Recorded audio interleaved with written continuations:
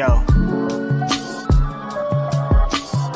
It's Grapsody with Will, Phil, and Reg, trying to keep it real instead of what you usually get from these talking heads. It's Grapsody, we're here to fill the void. 3 black fans, different perspective, got to fill your voice. Coming with the podcast, talking majors, indies in between. Yeah, it's all that, and we're down with Fightful, better fall back. Coming for respect, we connect like a ball bat. No need to double check, these are all facts. You're listening to us talk raps. You're listening to us talk raps. Will, Phil, and Reg. Yeah, we're Grapsody, here to talk raps. Yeah, we're Grapsody, here to talk raps. What's going on, y'all? Y'all know what it is. You are rocking with the best. This is Grapsody. I'm Phil Lindsay. Of course, I'm here with Righteous Reg.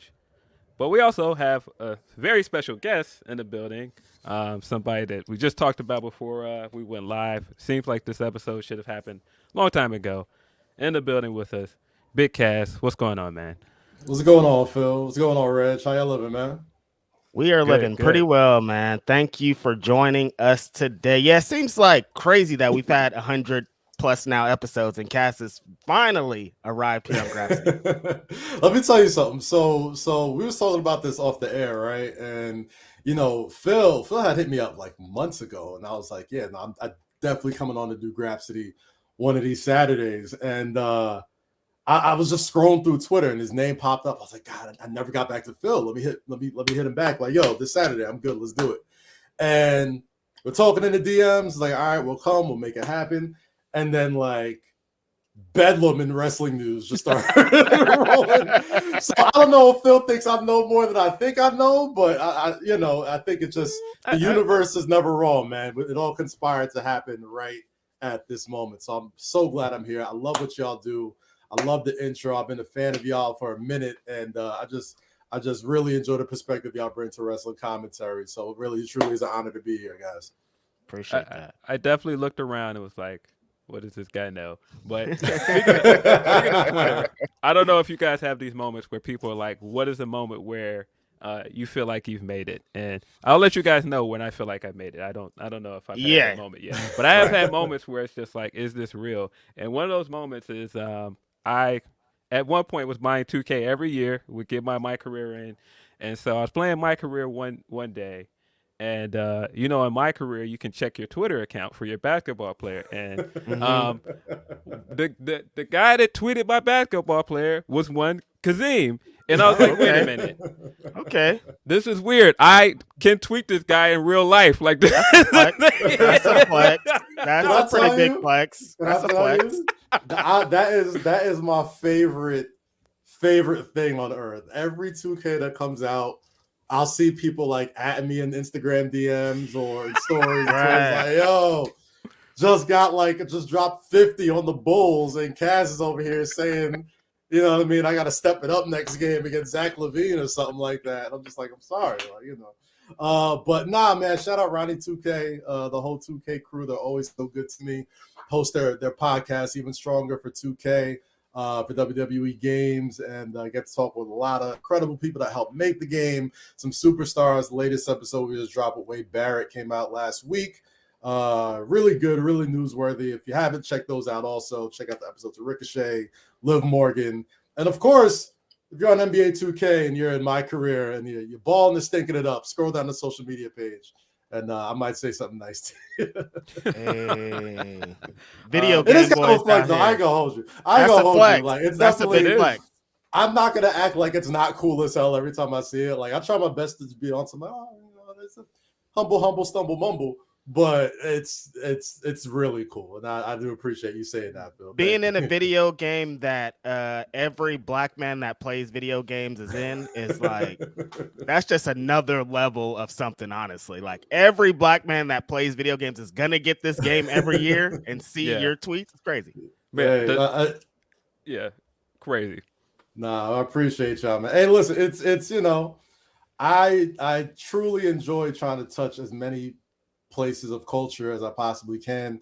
Mm-hmm. I came in the game as a writer for the Source magazine as an intern, and I was blogging during the digital media era, like right when the blog era was really starting to pop off. And, even though, the magazine, people were kind of late to the blog era, I kind of used the resources to kind of jumpstart myself into that game. So right. I got to be able to not just touch rap music, but touch sports, touch politics, obviously professional wrestling as well.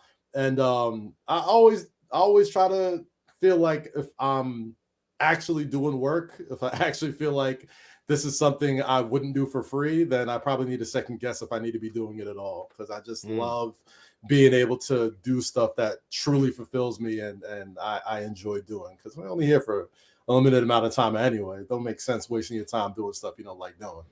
Yeah, for sure. Yeah, for sure. Definitely. Speaking of, imprint is all over the world here. You've got the Masked Man show. You've got the Ringer affiliation. What is it like? Because for me, of course, being a bleacher, I of course get it from people that are like, "Oh, you guys are just AEW shows. You're all you guys want to do is talk favorably about AEW." And I think in some ways, Ringer guys get the opposite from anti-WWE fans. So I see it sometimes, and I'm just like, nah. I think it is what it is. Like, it's good people working over there, whether it be you, Cam, Cal's over there, Brian Waters, who we had on here as well. But yeah, I think that Twitter does this thing with both Ringer and Bleacher Report, where it's like, this is the AEW propaganda site, and this is the WWE propaganda site. You know what it is? It's easier to digest for people, right? Like we found out just as AEW was launching how much real tribalism there was between fan bases, and I think it's just so much easier to digest to see that. Well, the Ringer and Spotify, they cut a deal with WWE, so when the podcasts come out, of course they're only going to be positive about WWE, but I think we're pretty fair on our show. I mean, if there's something that we like, we'll talk about it, but if there's something that's trash, we'll talk about it as well. And as far as, WWE, AEW propaganda, it just kind of goes to show you that, a lot of the people that talk about that stuff really have no idea what they're talking about, because MJF said this on the town hall that he had with David LaGreca on Sirius News, basically like the people behind the scenes, the wrestlers aren't thinking like that. Like this, they're not. It doesn't. I don't. My check isn't any different if I say WWE is better than AEW or AEW is better than WWE. In fact, we've had plenty of AEW stars on our show. We've had Swerve Strickland. We've had Tony Khan. We've had Keith Lee. We've had Bryan Danielson. We've had, God, I got to kick it super hard with MJF at Rosenberg's wedding. And, that was, the second time I met him. The first time I met him was at Comic-Con when he bust through and, did the... you guys are doing the panel. Did the panel, with Christian and all the great folks in the Black wrestling space. And the second time I met him was very, very different than the first. But I have nothing but love for AEW folks. Obviously, I have a great relationship with Jade Cargill, great relationship with Swerve Strickland, Mike Mansuri, Renee Paquette. I mean, everybody back there, they're just always been super awesome to me. And the wrestling world isn't as big as people think it is. So I don't think it's not. People don't really got time to be on some like, I'm going to wear my WWE AEW badge on my sleeve. Like, nah, man, you are in a golden era of enjoying professional wrestling content. Like, you will only hurt yourself more if you're trying to divide yourself into what's whack and what isn't. I mean, obviously there's going to be whack stuff out there, but at the same time, like, I'm not rooting for anybody to fail. I want all the homies to eat. I want everybody to get paid. I want everybody to put out the best shows that they could possibly put out, because at the end of the day, I truly believe pro wrestling is one of the most interesting forms of entertainment in the world. And I love being able to be in a position to, bring that to different aspects of what I do in my career. So, I am a Ringer shill. I'm a WWE shill. Somebody could clip this right now. Like, just take the clip and just get it out there. We're good. The funniest part, though, is Phil. One time we sat down at an AEW show, and they were doing the pre-show, and we looked at each other like, "Don't we know this guy that's down there on the pre-show? Like, he looks pretty familiar." That's Cass. What's Cass doing down there next to the Big Show? So like, I mean, like, yeah, the lines are crossed. The amount of people who've done WWE and AEW TV, especially pay-per-views, are very, very small. Yeah. And I'm glad to be amongst one of those people. Again, Renee Paquette, Mike Mansouri, incredible people. I've known Renee and Mike for a long, long time. They welcomed me with open arms into Double or Nothing and said, hey, we're trying this thing with the pre-show. We want to bring in some people from, the media world. We would love to have you on. And I had a blast in Vegas, man. Double or Nothing was super ill. The timing of it could have been any better, but I really enjoyed it, man. It was really good. That's crazy. Yeah. They must have had lost my phone number somewhere. My email must have had misdirected. They was like, "Oh damn, Reg, Cass." Yeah, they almost sound the same. I understand what's going on. I'm gonna let y'all go for next time though. Like the door's still open and we are still out here. No, really, before we get into it, Cass, exactly what you were saying of how you came from the source to the sports to the pro wrestling is super inspiring for me. It's kind of like the space that I'd like to exist in moving forward in this world, like mixing pro wrestling and hip hop. Like that's all of our like dreams and goals, and the way that you've done it over the years with Complex and all these different things. It's like, I'm always like, yo, that's crazy that he's bringing this tiny thing of pro wrestling, what feels tiny to us, to like these giant worlds. So I just want to say kudos to you for always continuing to push the culture forward, no matter what it is. You're talking about Knicks basketball and hip hop is there. Like, it's just like, it's crazy to see, man. It's super I dope. appreciate that, man. Even back to Wrestle Rap days. Shout out my boy Emilio Sparks. Like, friend of the show. Friend of the show, Emilio. That's my brother. I've known Emilio since we was knee high, and we've been watching wrestling together ever since then. And it was I don't want to say that, I helped spearhead any of that stuff. I just really wanted to help speak to an audience of people that I didn't think was necessarily spoken for at that time.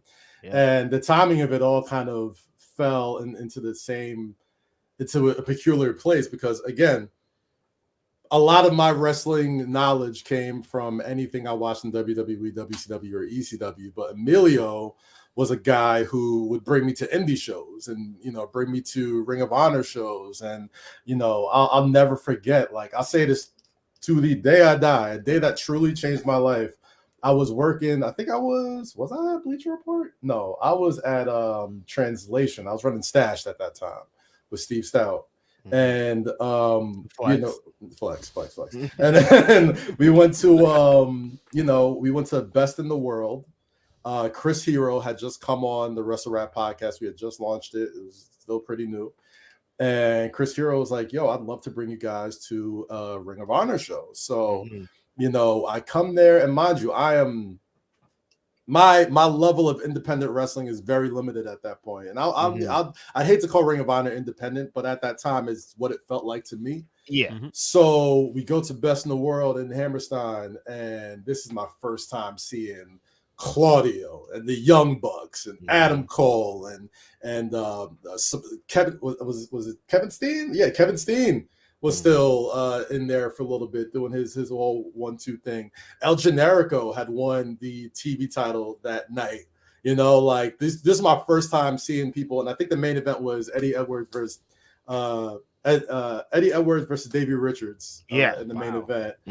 And this is my first time, and I'm close. Like, I'm seeing blood smack on me, sweat. They're going for hours, chain wrestling.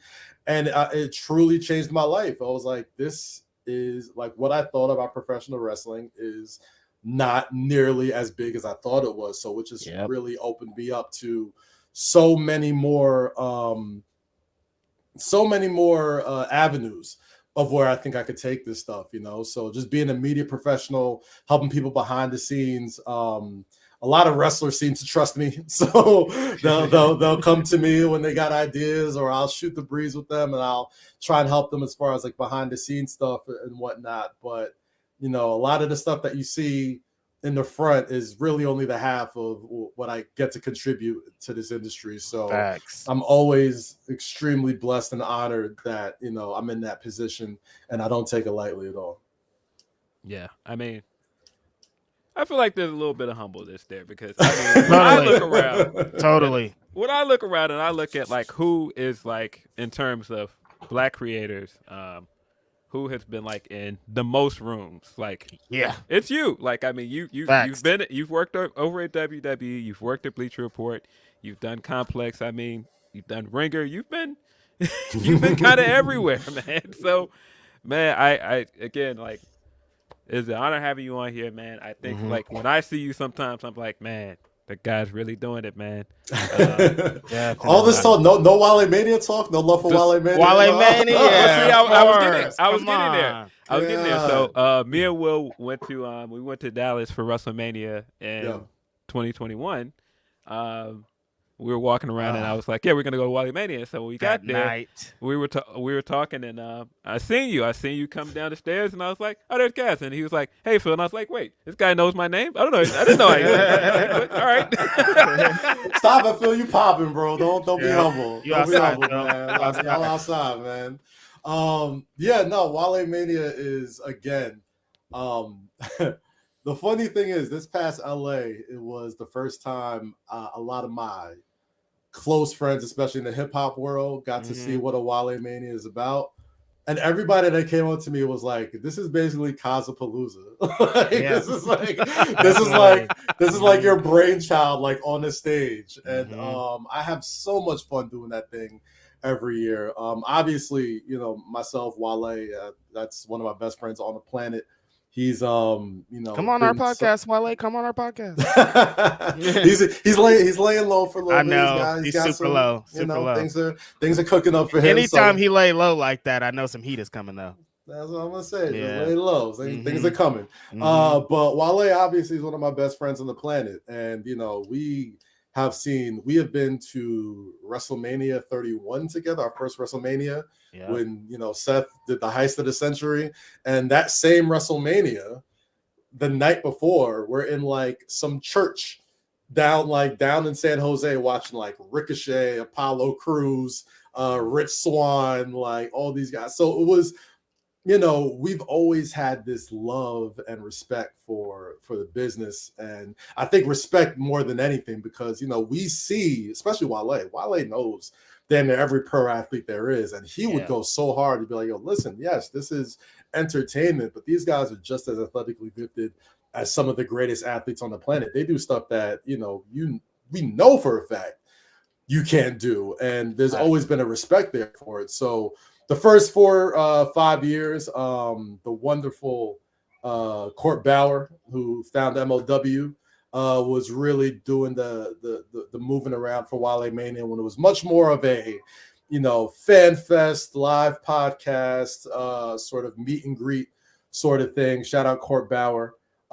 And, right after my run in WWE was when I was like, I should really take the reins on this year. And this was the year in New York. Yes, shout out Zeno Hour. MLW is underrated. And I was fresh out of WWE. I think the last pay-per-view I worked on was the Elimination Chamber when Kofi and the New Day are sitting there on the steps after Kofi, had just not gotten his opportunity to go to Mania. And the reason why I really wanted to take the reins was because, I was like, we can take this from something that's pretty cool to something that's like a true event. Yeah. And I think, Orlando had that. New Orleans kind of had a little bit of that. The first couple of ones in San Jose still felt more like a podcast fan fest sort of thing. But I was like, man, if we could just get this all together and really blow it out, we could have something special. So that first one in New York where I was completely in control was when I was like, okay, like Wale Mania has been great the past couple of years, a great excuse for Wale to dip into his album budget bag and, do some promotion wherever WrestleMania is. And then literally like right after we did WrestleMania 31, I think the album About Nothing dropped that week. Yeah. And, he had a hit single, all that type of stuff. But it really, in my eyes, has always wanted it to be something that any fan could enjoy. right? Like if you're a wrestling fan, it's the best thing for you to be at. If you're not a wrestling fan, it's a great party to be at. Like it's a good time. We got the illest DJs, like surprise performances, you know, surprise guests that pop out, and it just always try to make it as fun as possible. And year after year, with whether it be, you know, the partnerships with Foot Locker, the partnerships with Ciroc, you know, we've done some stuff with Network and Jordan Blair. I think I actually have my Wale Mania 7s right here, actually. Wow. Something clean, Whoa. right? Whoa. Those are hard. Oh yeah, these are never hitting the GOAT app or anything like that. But I cherish those. But the whole plan for Wale Mania is to always make it the illest party of WrestleMania weekend, and I think we accomplished that. We're set up for Philly already. We got the venue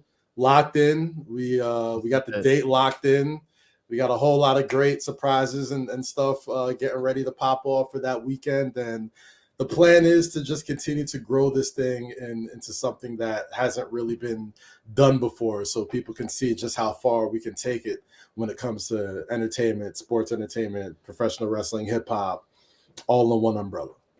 Yeah, it's crazy because I didn't know that it started in San Jose. I was such a wrestling freak. I had just moved to San Jose in 2015. Yeah, but every WrestleMania weekend, I was such a wrestling freak that I didn't care about anything but matches. I'm like, I'm going to WrestleMania weekend. I'm going to watch 50 matches, 25 shows. I don't care about nothing. So that's what we did, right? Yeah. So like when me and Wale was out there, we would, we had been to All-Star weekends together. We had been to Super Bowls together. We had been to Grammys. We had been to every mixy black people event you could think of. And us being at WrestleMania weekend, we just like, man, like they just need like wrestling, watching the wrestling is cool, but like we need something for people to kick it with. Like we need something that's a fun event. Like if you go to All-Star weekend every year for several years, I don't know if they still do it, but LeBron James, Jay-Z used to have this Two Kings party where they would throw every year, and literally everybody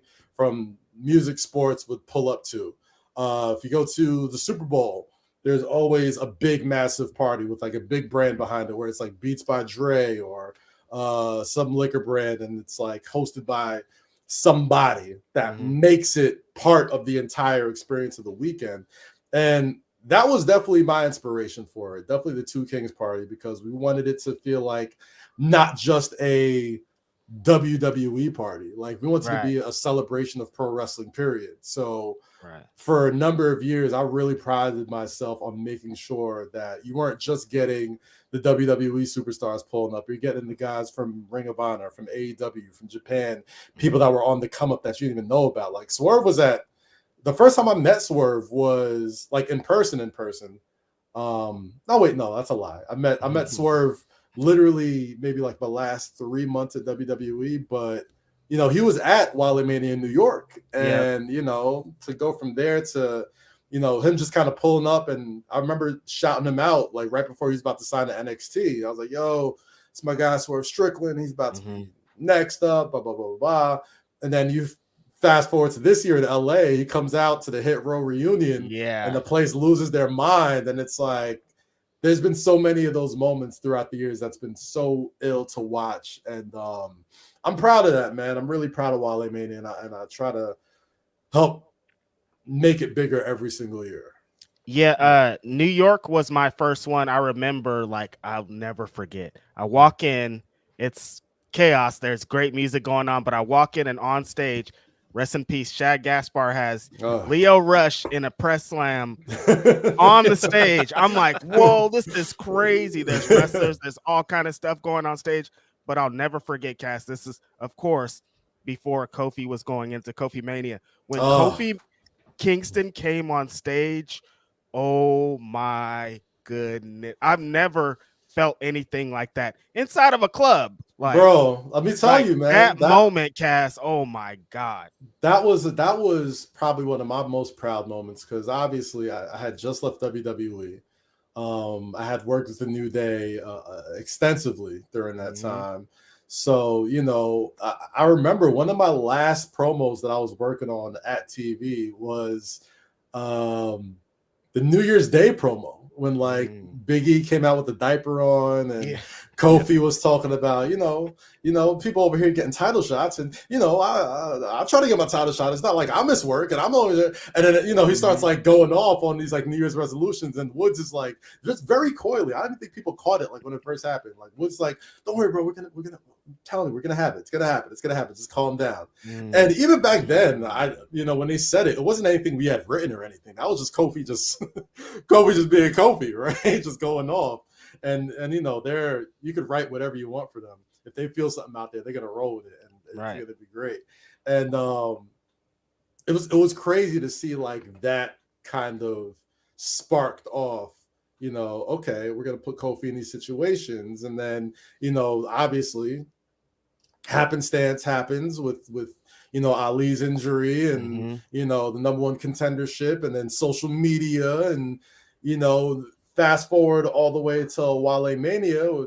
Kofi Kingston is the number one contender for the world championship, and he's not advertised. None of the New Day members are advertised. Nope. And my guys were performing, and then all of a sudden you see Kofi, Woods, and E just pop out, dread shaking. Rest in peace, Shaq Gaspard. He lifts Kofi up. Booker T is there, and mind you, like, you got to remember the lead up to that moment was Booker T being the guest of honor there. Right. And Booker T pulls up. We do this toast that we do every year with Ciroc, and he said a nice speech.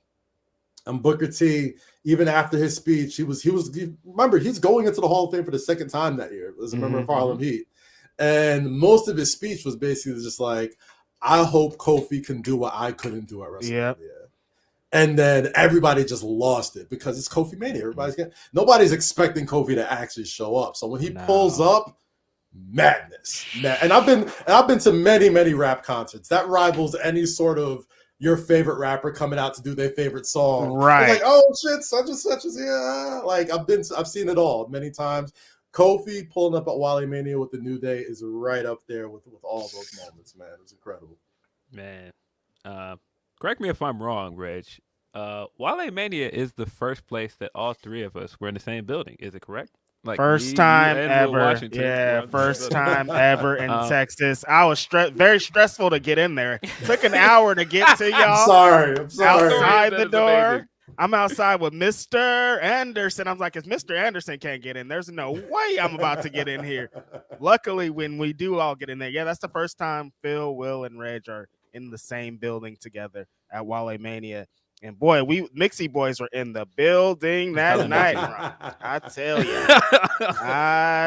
you, we was outside. It's a Mixie event, bro. It is. I'll put it like this, man. Every year we try to make it. Well, I try to make it as close to like Kenny Palooza / Duce Palooza as I possibly can. Like, right. I know it's not something I could do every year anymore. There was a time during my mid to late 20s, we were literally on tour every single weekend doing Palooza parties in LA. I remember those days. Toronto, crazy times. Crazy times, and having rappers come to pull up and all that type of stuff.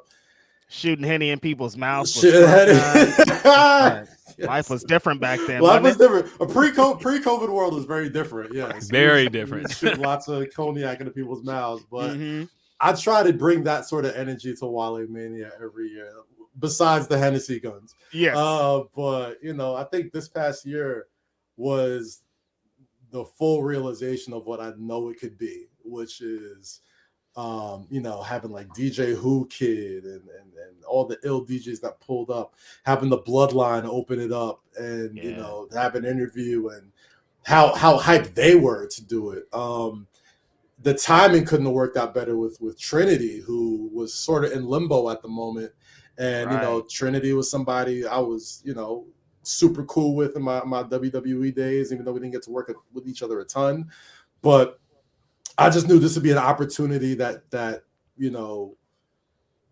I think she deserved, as far as people getting to show her love and give her flowers, because, we know what was going on around that time with her and Mercedes, and not necessarily in the mix as far as what was going on and things that they could and couldn't do. But Wale Mania lives in this like sort of like gray area where it's like, well, you're not really wrestling, you're not really working, it's not really a WWE anything event. And she was a no-brainer to be the guest of honor because you think of everything she's been through, Total Divas, multiple time champion, won the title at WrestleMania. I mean, she's absolutely a trailblazer in the industry, and there's not a lot of places that I think would have properly given her flowers. So shout out the legendary J Rose, who put together some incredible videos. The homeboy, friend of the show. He was incredible making these tributes for Trinity, making the intro with the deep fake for Mean Gene Okerlund that I loved so much. Fire. And of course, man, like just the entire industry, they've always welcomed me with open arms, and being able to just try and make some cool opportunities happen and just have fun, and just know that every year WrestleMania weekend is work for everybody, right? Yeah. Like it's a busy ass weekend. You're coming in, you're traveling, you're doing a million things throughout the week. And I'm so happy that Wale Mania has become like a safe space for wrestlers to just kick it and just enjoy what's about to happen, which is the biggest weekend of WrestleMania, of the biggest weekend of the wrestling year. So LA was incredible. Philly's gonna top it.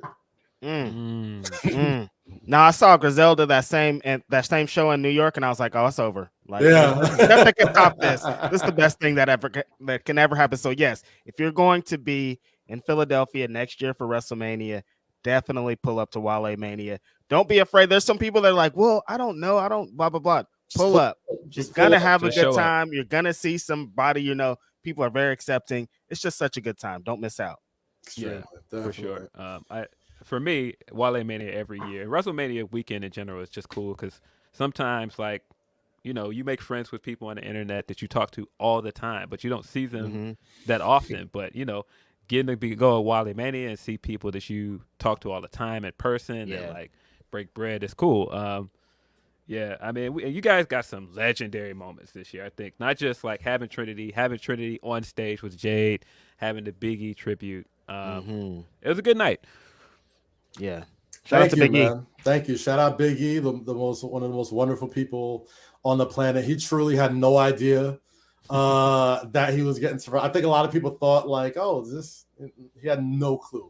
Andreas Hale, legendary Andreas, kind of point guard of that entire situation, and just sneaking him up on stage. If you know Big E, even when he comes to Wale Mania, he's not trying to stay long, right? Like he's much more of an early bird. So getting him past his bedtime was an adventure in itself. But I was so glad that we got to give him his flowers. And that's the one thing we do just as a people, right? Like whether you watch the BET Awards, whether you watch anything that just involves a congregation of us, nobody knows how to give flowers to us more than us, right? Like nobody knows exactly how much people that look like us mean to us than us, right? So I always try to make it that every single year we try to give flowers to folks that may not get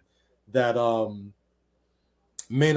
sort of love that are probably deserving. We've had several other names in past years that we've wanted to be guests of honor that I'm still holding out hope for. But I think this past year, it really put it over the top where people kind of understood like, oh man, okay, this is something beautiful to be a part of and something to see. And even WWE, I mean, like, I've spoken with people in AEW prior to the event. I've obviously spoken with people in WWE prior to the event, and they they embrace the event so much now, right? Like it went from what is this for several years to we was literally sitting across from Triple H for maybe like an hour, 2 hour long conversation, and he was basically just like, this is one of the coolest things out there. How do we make it more cool?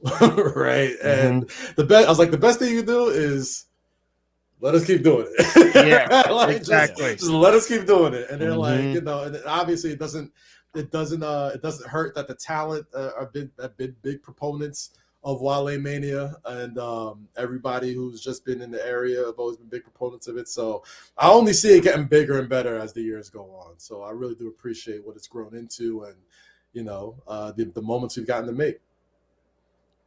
Yep. I'm sure people are like, get into the wrestling talk. Get into the wrestling talk. All right, yeah, let's get into the wrestling talk. I'm sorry, guys.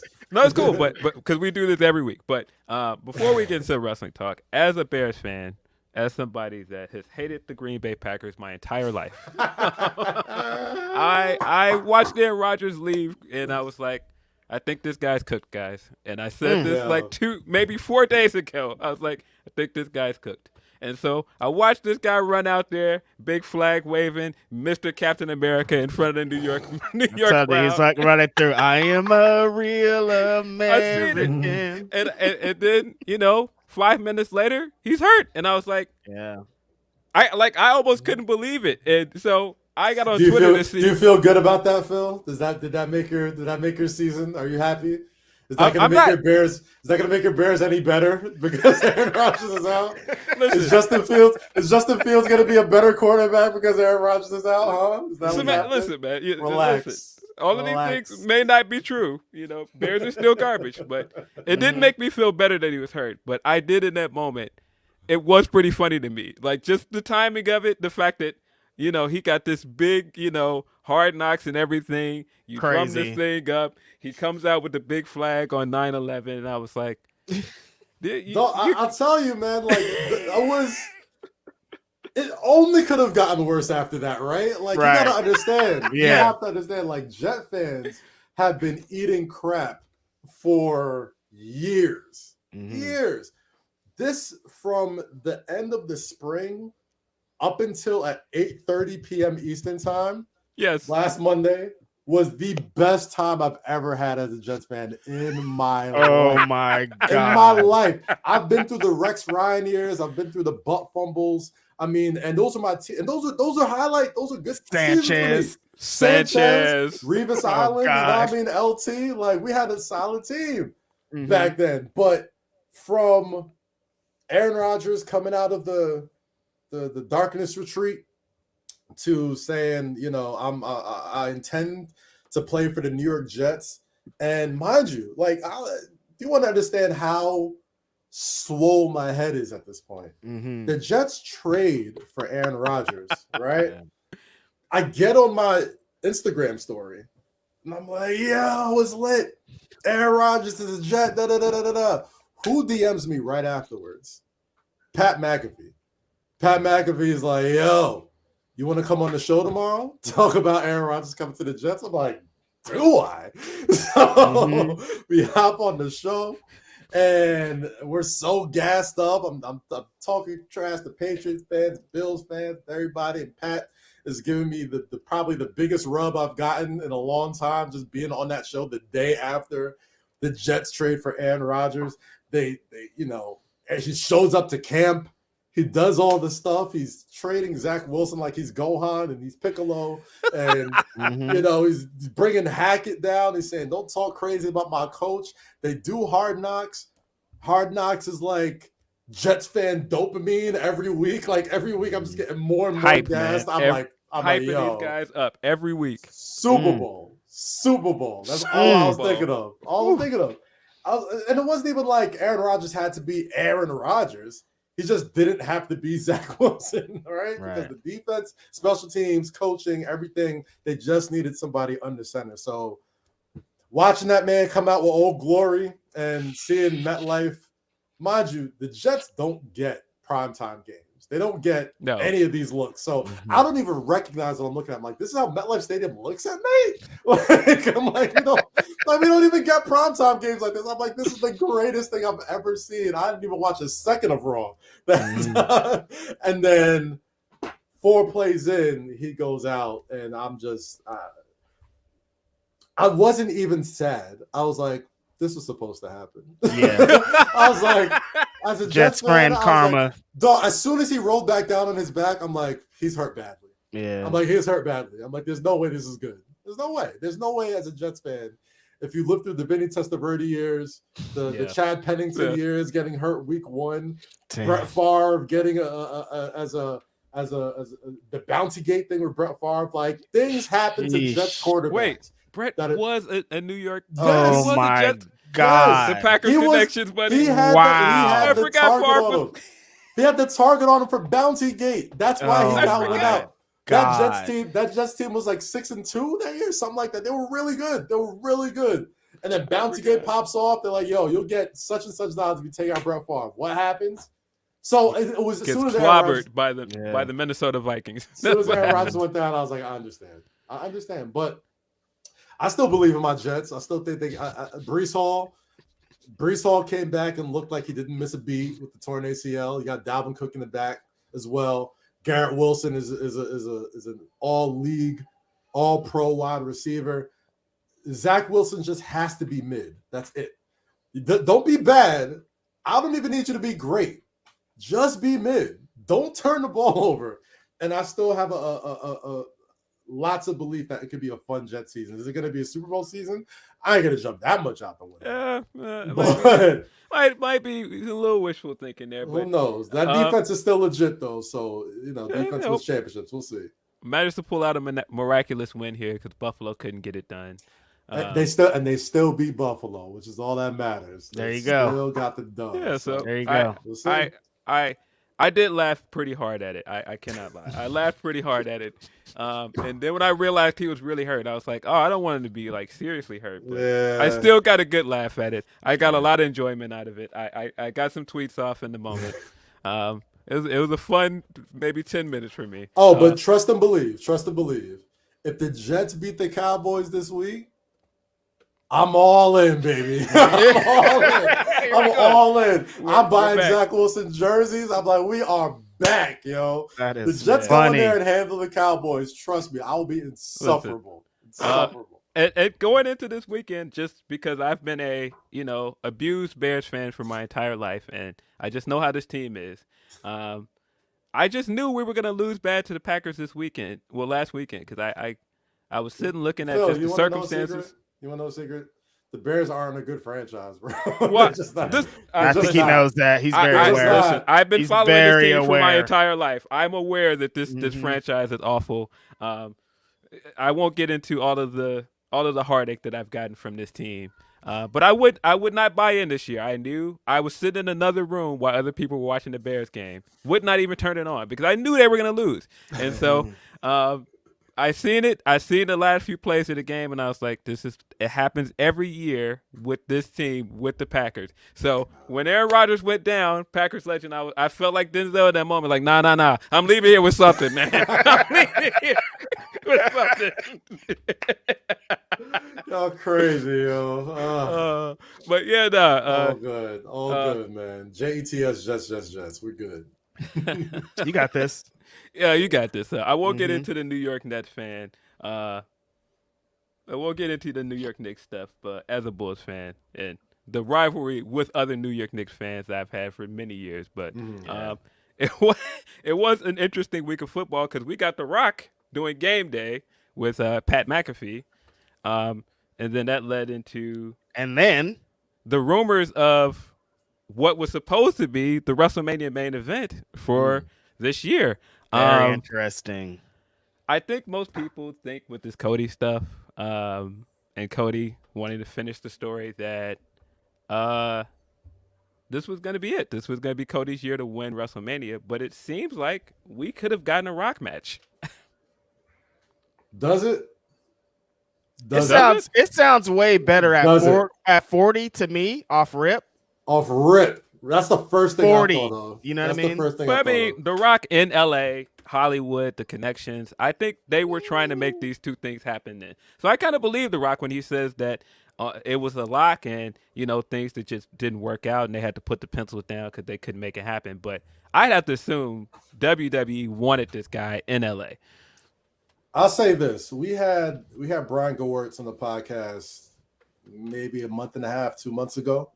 Brian Gewirtz is the senior VP of $7 Promotions. He's the author of an incredible book. Go check it out if you get a chance.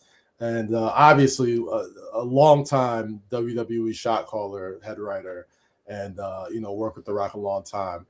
And we asked him straight up, I know obviously, for the sake of the show, I think Grapsody and other podcasts are a little bit different than Mass Man Show, because I try to, just for my own sake, keep it as kayfabe as possible and try, because I still like being surprised. I still like, sometimes I find out stuff I wish I didn't know, right? So I could truly enjoy the show. Tell me about it, brother. We know. We know. Tell me about it, brother. So Brian was basically like, we asked him, like, is this the last time? When are we going to see Rock in a ring again? And, what he basically said in so many words, I'm just paraphrasing here because I don't have the exact quote, but he was basically like, the one thing we know about The Rock is he continues to be so tapped in because of Brian. And, Brian knows more than anybody that once you take off that cap, you can't put it back in. Right. So they were always super careful about the way they explained it to us.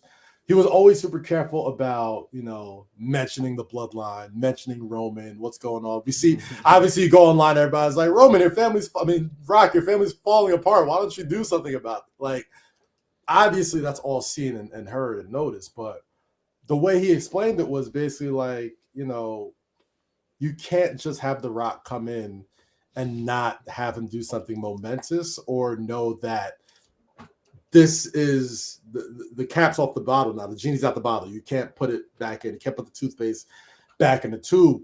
So when he mentioned that he would be surprised if this is the last time that The Rock is ever in the ring, that's when my ears started perking up. And then, McAfee says The Rock's going to be on, the McAfee show. And it just seemed to me that you guys have mentioned, and I think that the talk ever since the fallout of this has been, well, there goes Cody finishing the story, where I'm just like, doesn't this make the story even better? Like, am I missing? Y'all really think like we just gonna, like, The Rock's not gonna be doing house shows after Mania or anything like that, right? Like, no. I know that. I know there's strikes and stuff going on, but I'm pretty sure The Rock's eventually gonna go back to doing other stuff.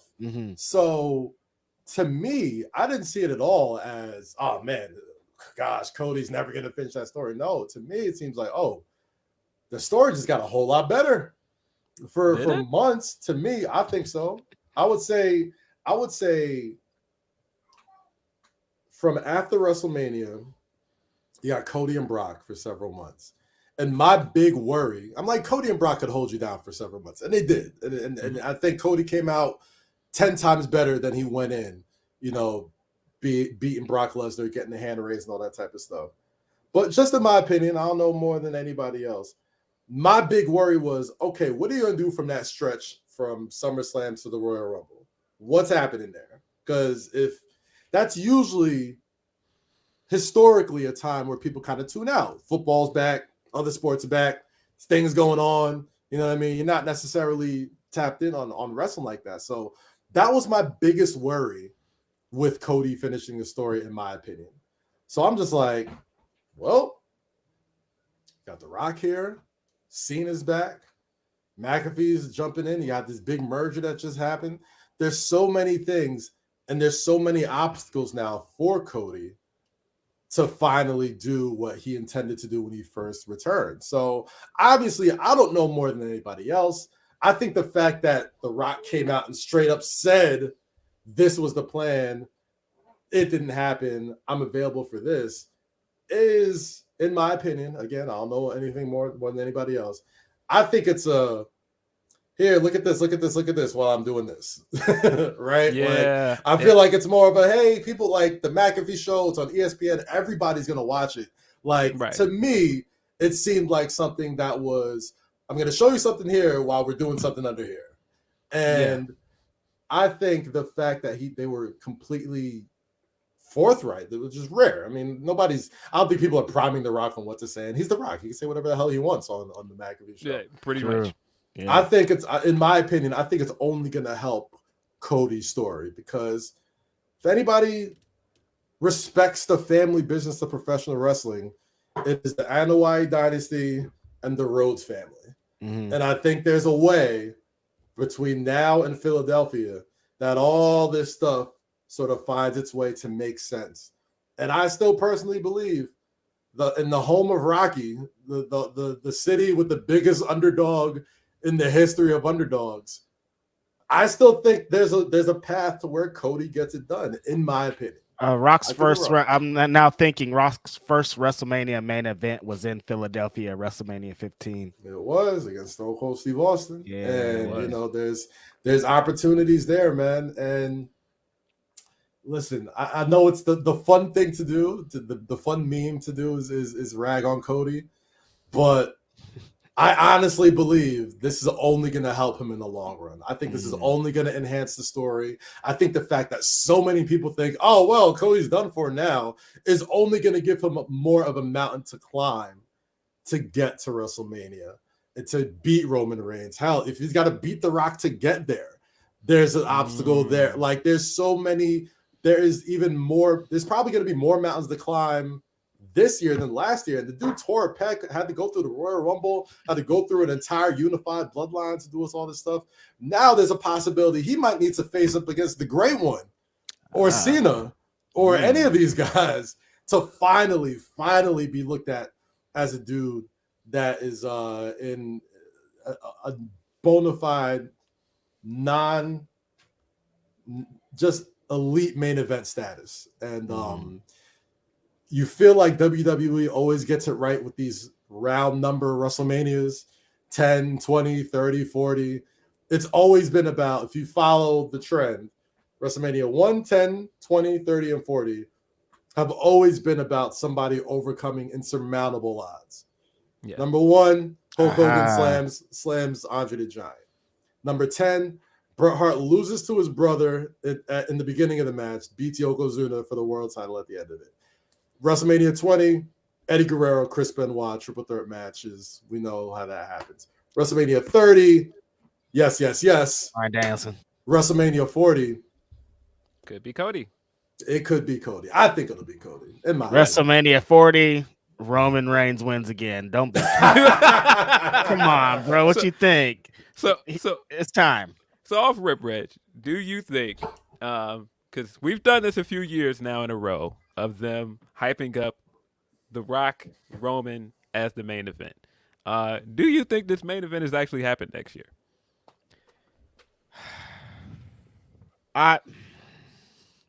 Somebody said it was WrestleMania 3. You're right. It was WrestleMania 3. WrestleMania 3, yeah. Aaron. You're right. The Rock. That thing last night got to me. It really blew my brain up because he didn't say nothing about them. He didn't look at them. No mention. Jey Uso didn't say anything about it. Nobody connected these dots that, hey, The Rock is here, dude. Like, get him to help with this story. They're like, no, we're still telling this other story with John Cena for some reason. It could be what Cass is saying. They're distracting to do another distraction.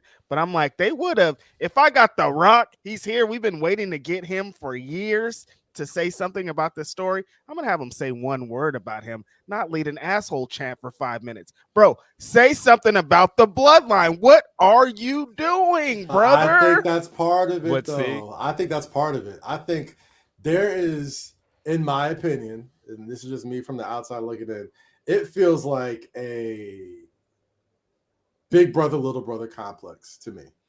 It would make all the sense in the world. If I'm right, if I had the pen, I'd be like, yo, The Rock comes back, he didn't acknowledge you. He came back, he did his Rock stuff. Right. He did his shtick. He came with McAfee. He did the sing along with The Rock. He did all these things while this generational run, probably the greatest run anybody in that entire family's bloodline is ever having. And this man did not acknowledge him on SmackDown. Yeah. You mean to tell me the Roman's not going to look at that funny? You mean to tell me Roman's not going to be like, no, you don't deserve WrestleMania. I don't want to see you at WrestleMania. I want to see you right now, you know? That's just me. I think all that stuff is part of it. I think the fact that these things have been happening, The Rock's been existing, his daughter's in a cult, Roman and his family's fighting, all this other stuff is happening, and The Rock is so head in the clouds, has all these other things to deal with, that it's not even worth his time.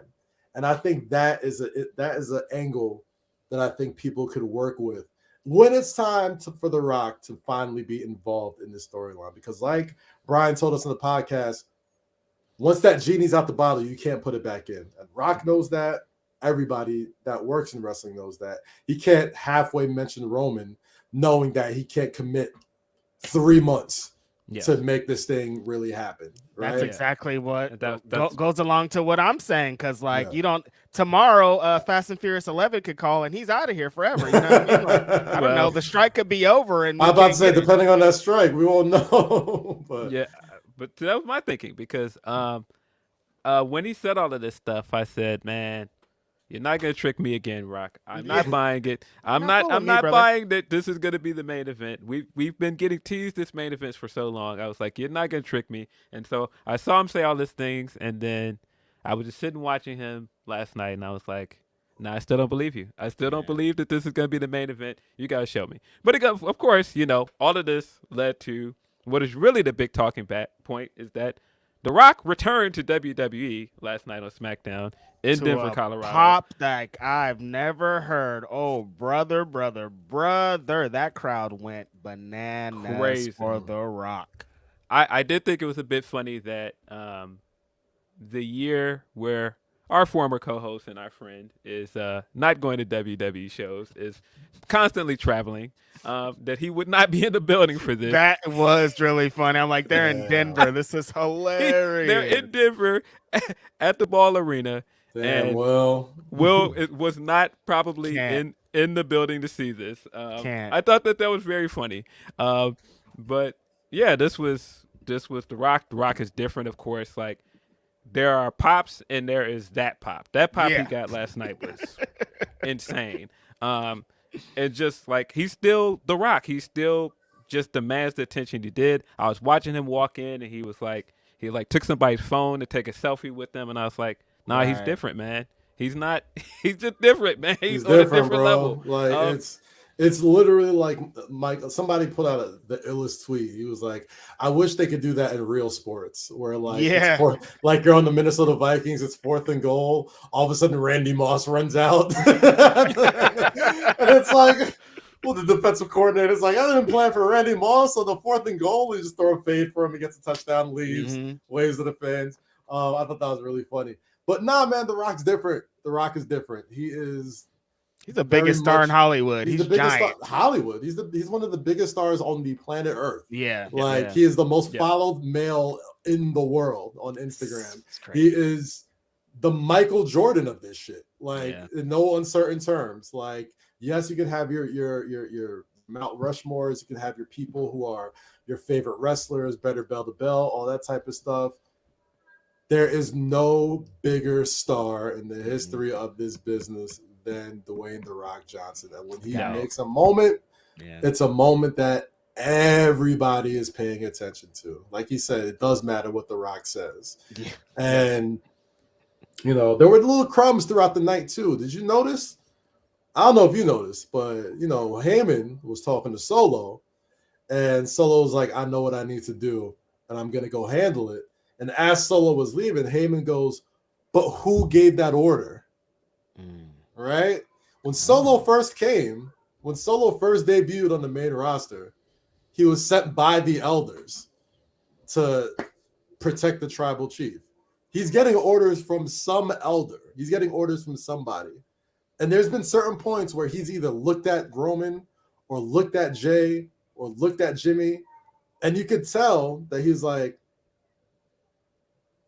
if I had the orders to do what I want to do, I'd do it.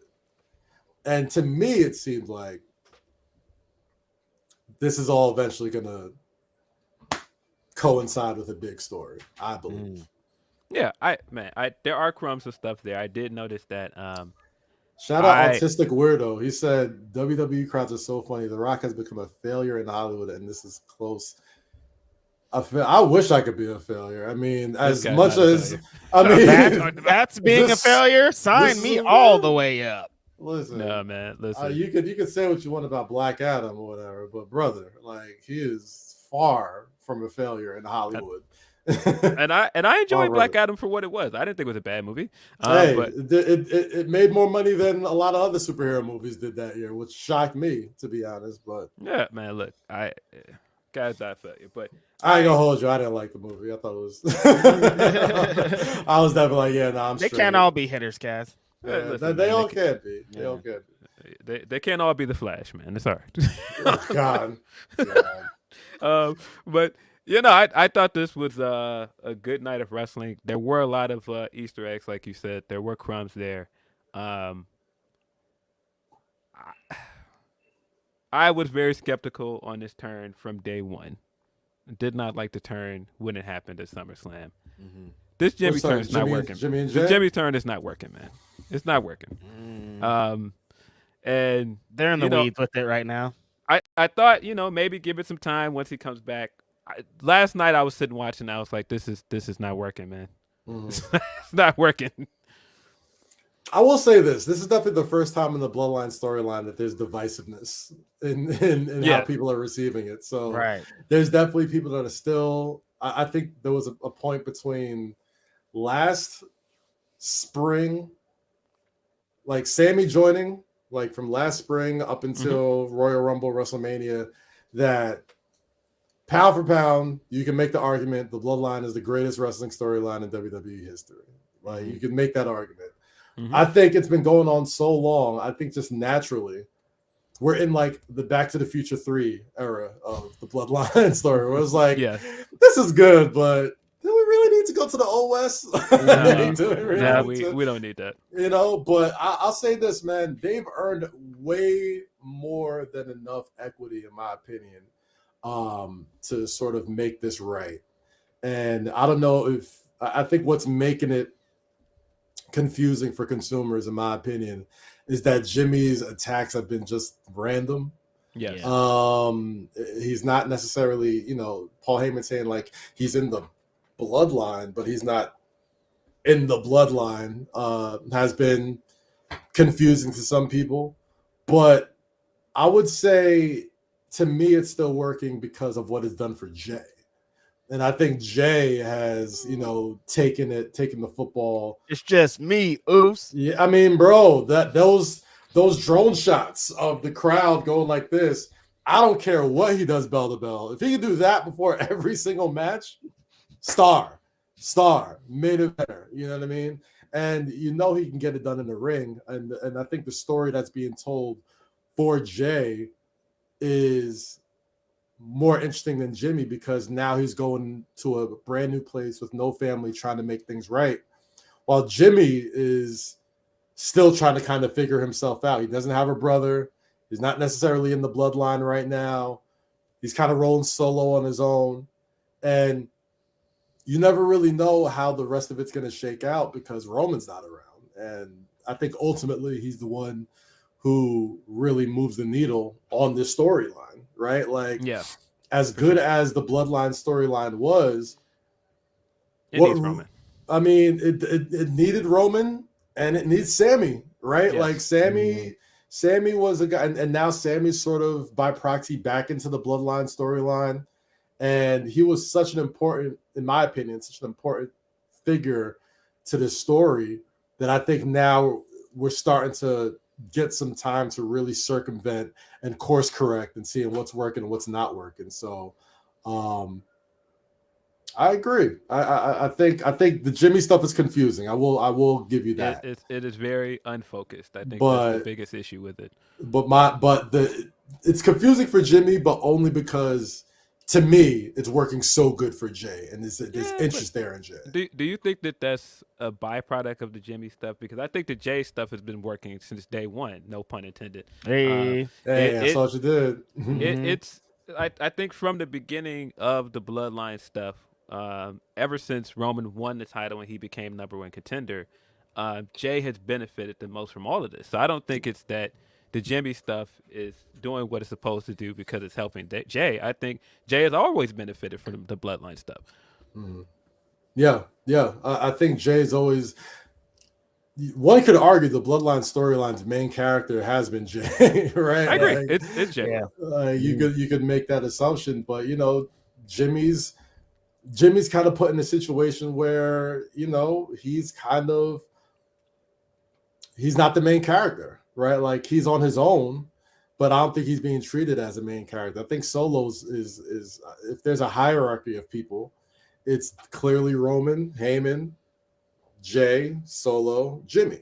You can find some space in there for Sammy as well. You can find some space in there for The Rock, sort of overseeing this whole thing. Cody's in there somewhere. But this has always been about Jay, in my opinion. You're absolutely right. Yeah. And I think I'm willing to give the Jimmy part of the story a little bit more time, just because of everything we've seen from the Bloodline so far. That has always made me be like, can they take it? Can they take it? Oh, they did something that got me popping again. All right, great. And then we got another 3 or 4 months to go. Yeah, I think they can come back around to it. But it was interesting seeing Rock come out, and they went with Theory instead, and they didn't do any Bloodline stuff like Reg said. Yeah, it's pretty interesting. I will admit, because when this thing first started, I was like, all right, where are we going with this? Why are you going with Theory again? It seems like this guy's kind of dead in the water. I think Theory did pretty good in this segment. He came out way, way, way better than he did with that Cena promo. He did. I think that this helped him a lot more than the Cena program. The entirety of the Cena program. He was super strong. And after this promo, I was like, okay, yeah, Austin Theory got it. Like, what's going on here?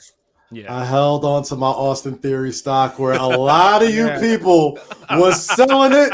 Mm-hmm. I heard everybody on Twitter, everybody on social media. I'm telling you, when they put this much effort into a guy, it's only a matter of time. It's only a matter of time before it hits. Like, he's in that area where I still think a lot of people aren't necessarily sold on him.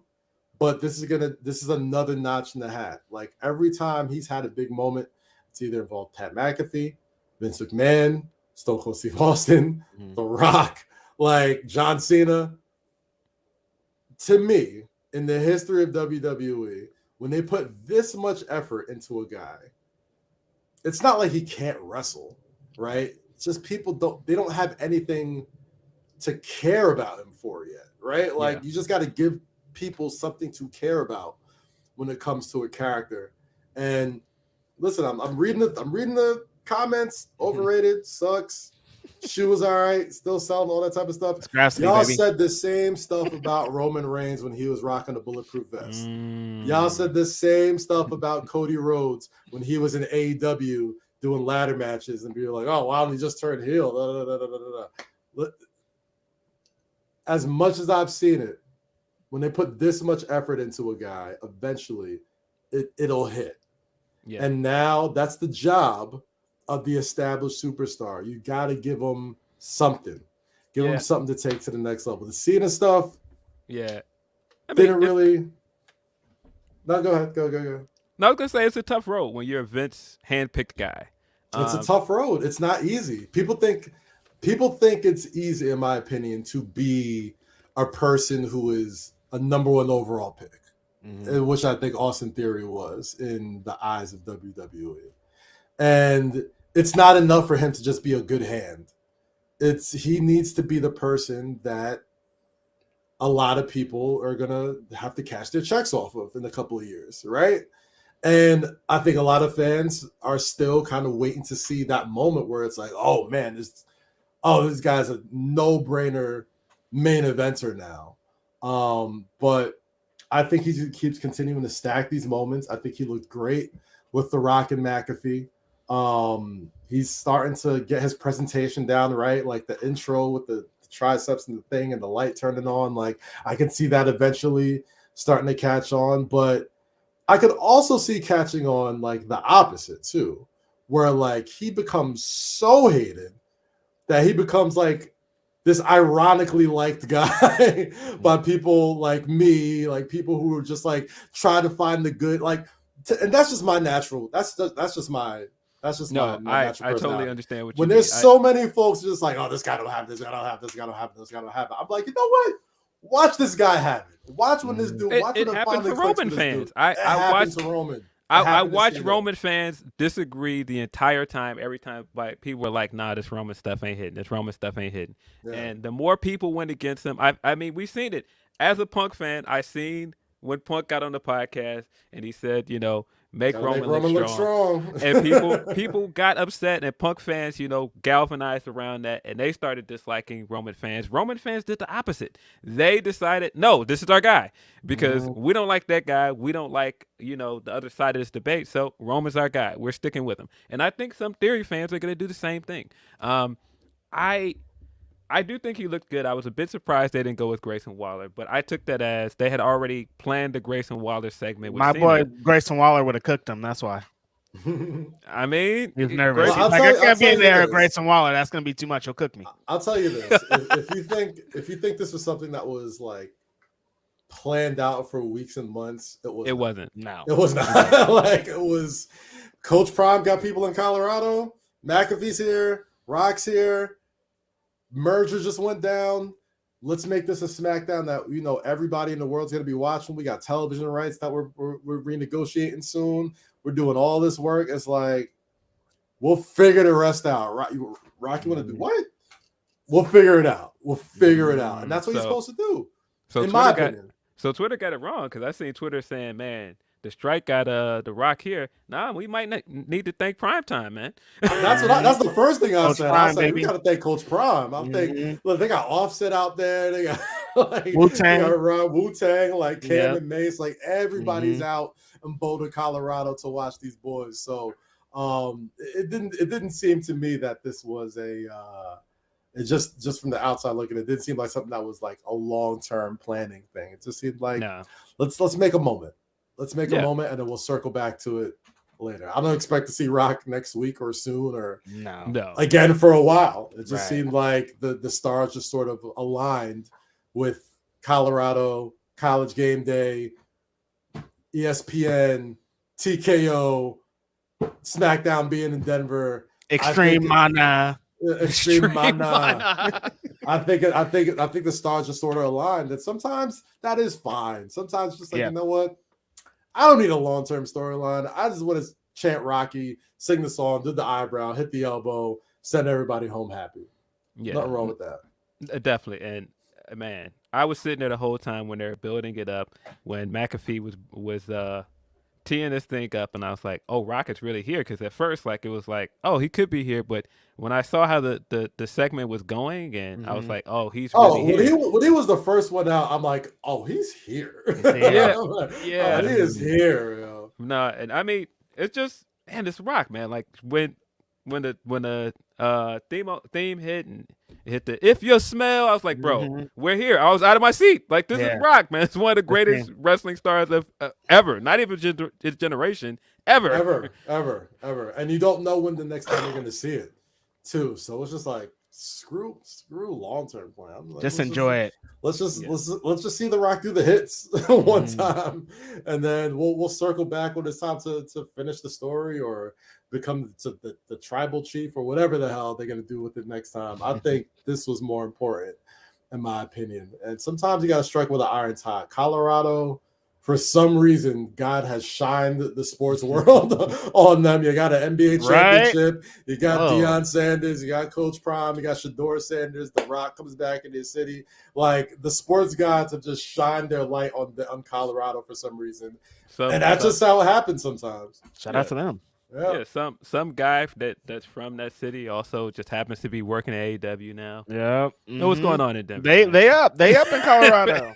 They send California some love. California love. Colorado's a low key. Denver's a low key fun city too. Right? Now, don't say I heard those Dwight Howard rumors. I'm like, what's going on over here, you guys? Like, we're playing the wrong games over here, you guys. I mean, let's relax a little bit. LA and California has gotten plenty of love over the years. They've got plenty of love. Getting another pay per view. You're getting full gear, baby. We outside. Good.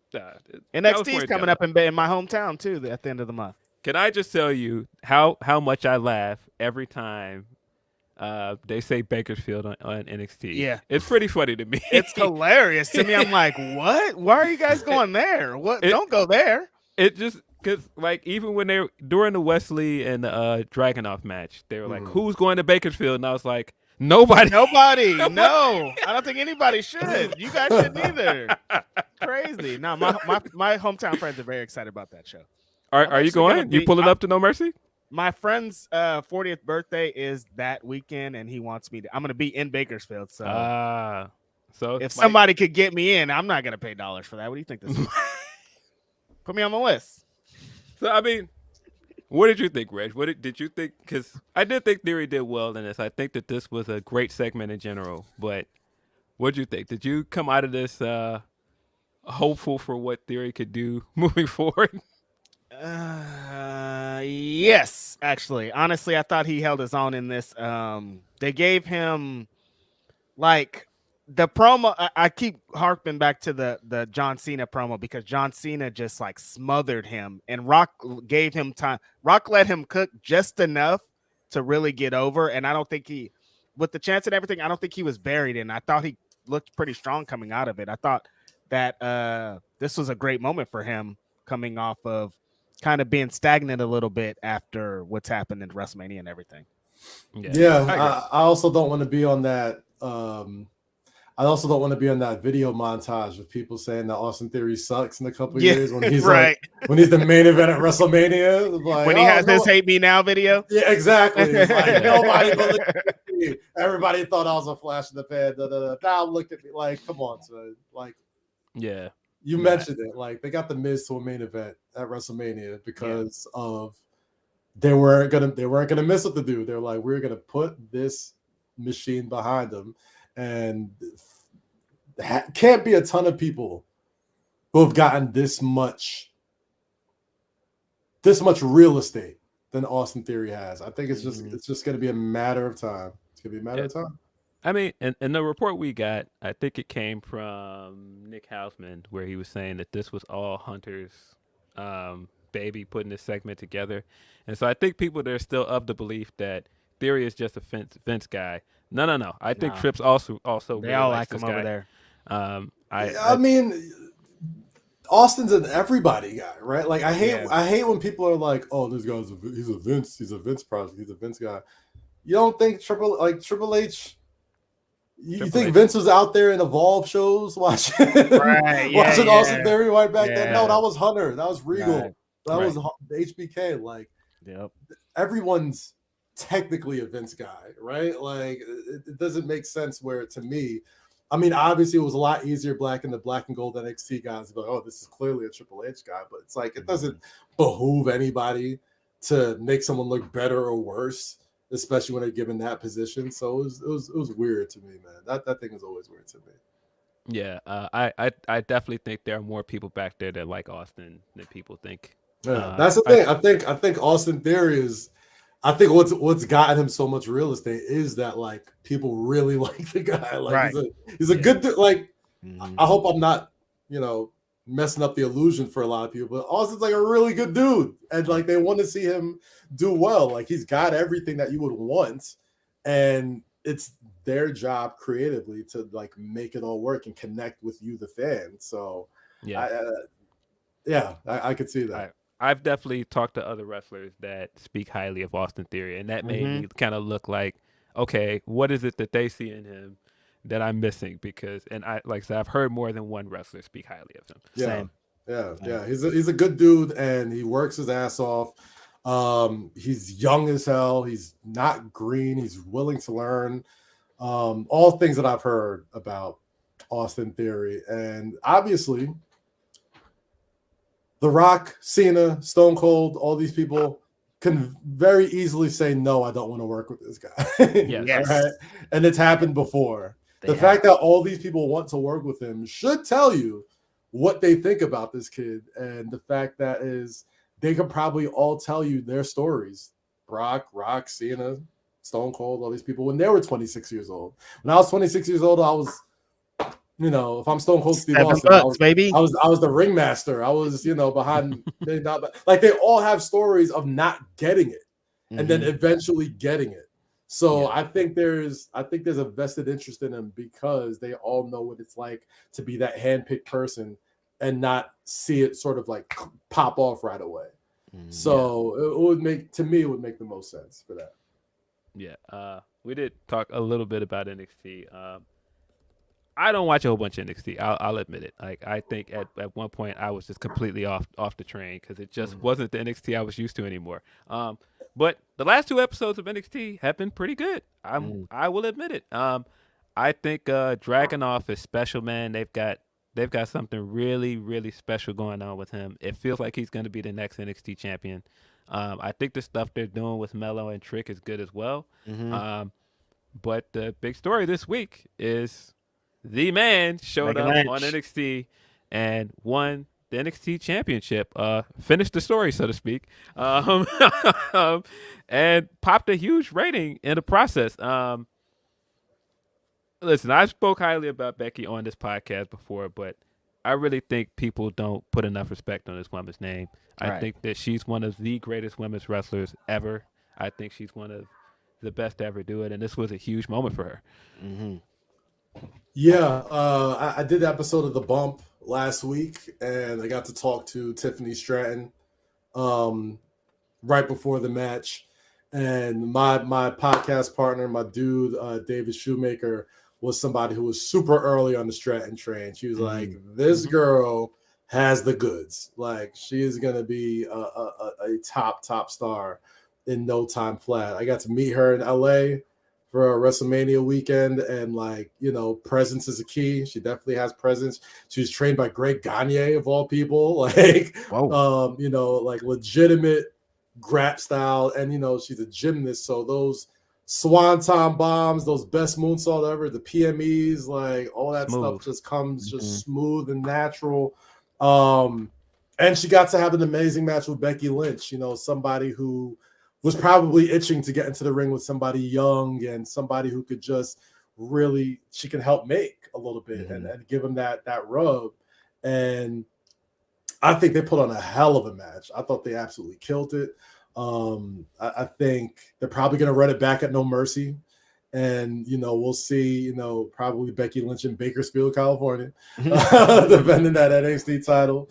All right, maybe I'm pulling up. Maybe you got to pull up. But I'm a big Tiffany Stratton fan, man. Like, I'm always a big fan of characters first and foremost. Like, you know, a lot of people get on me about not being super, which is ridiculous, by the way, not being the biggest AEW fan because this, that, and the third. It's like, no, I just love character. I just love when I could turn on the TV and in 5 seconds I'd be like, I know exactly what this person's about. As soon as you turn on Tiffany Stratton, like you see the blonde hair, you see saying Tiffy's Epiphanies and all this type of stuff and being to the Tiffy top and all this stuff. I'm like, I know exactly who that person is.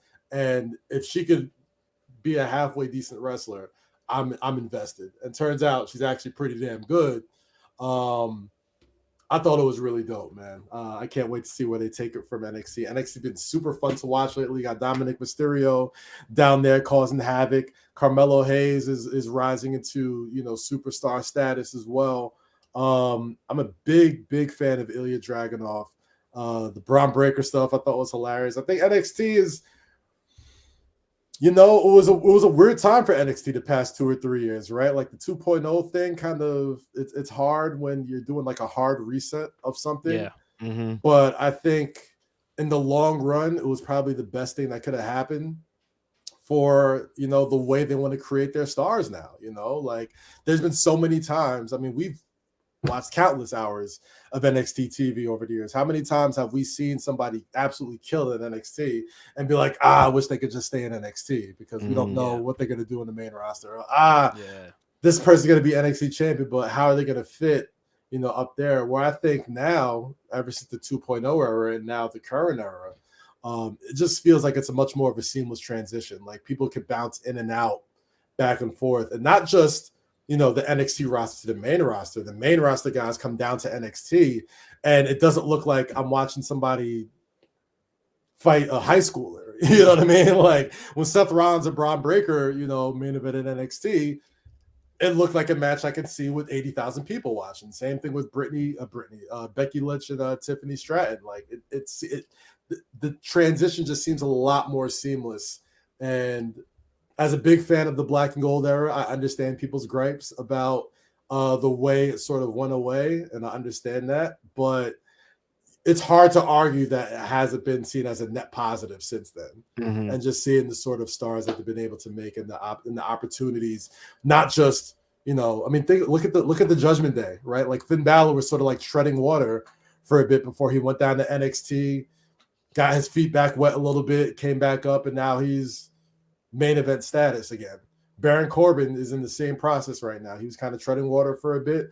I think by the time he gets back to the main roster, he's going to look like $1 million.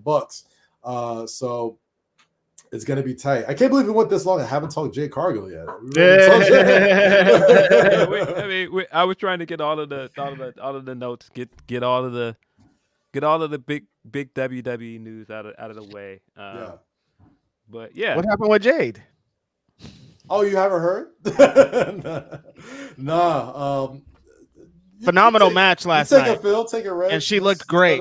Also, Jade Cargill apparently is finished with AEW. We were all very surprised when they announced this match for Rampage between the TBS champion Chris Statlander and Jade Cargill. We're like, why are they doing this match so quickly? Why are they doing it on Rampage? What's everything going on here? And then like pretty immediately after Rampage, Sean Ross Sapp, Fightful Select, they dropped the story that Jade Cargill is finishing up with AEW. What do we think about this? We don't have much longer with you, Cass. Let's get your thoughts before you have to run on out of here with the football. I will say this. I think people who follow me and know my work know I'm cool with Jade. Jade's good people. So I'll say as much as I can say without Sean Ross Sapp going nuts with this headline. He's watching. I know he's watching. You think he's gonna slide in here like Chicks moves and he's gonna have the clip? No, I'll say it like this, man. Like I'm a big fan. At the end of the day, I always tell people I'm just a massive fan, and I want to be able to, you know, continue to see people have incredible moments and you know at their best absolute time. I don't think it's hard to argue that as much of if anybody has two eyes and has watched wrestling before, they'll see Jade and see that she's a star, right? And it just seemed to me, I felt like anybody who watched Jade, even though she had the great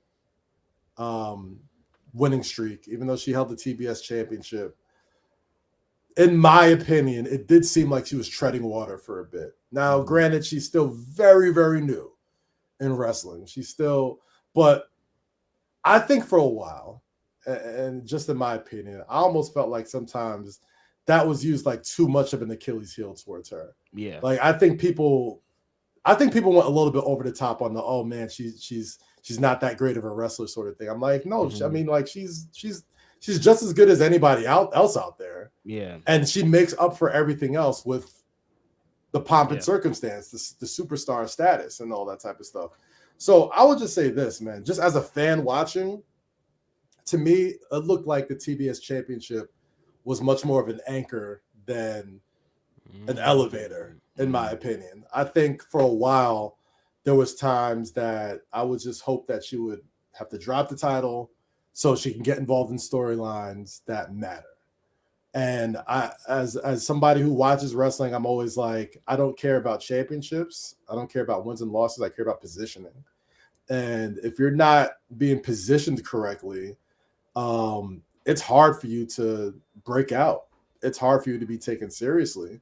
And even though as a fan, I'm seeing that she never loses matches, you know, and she has this championship that is going to be so forever tied to her for like the rest of time, that I don't think the TBS championship was necessarily booked as well as it should be for a star of her status. Now, granted, if you want to put her in a situation where she's still being able to learn, but she's still able to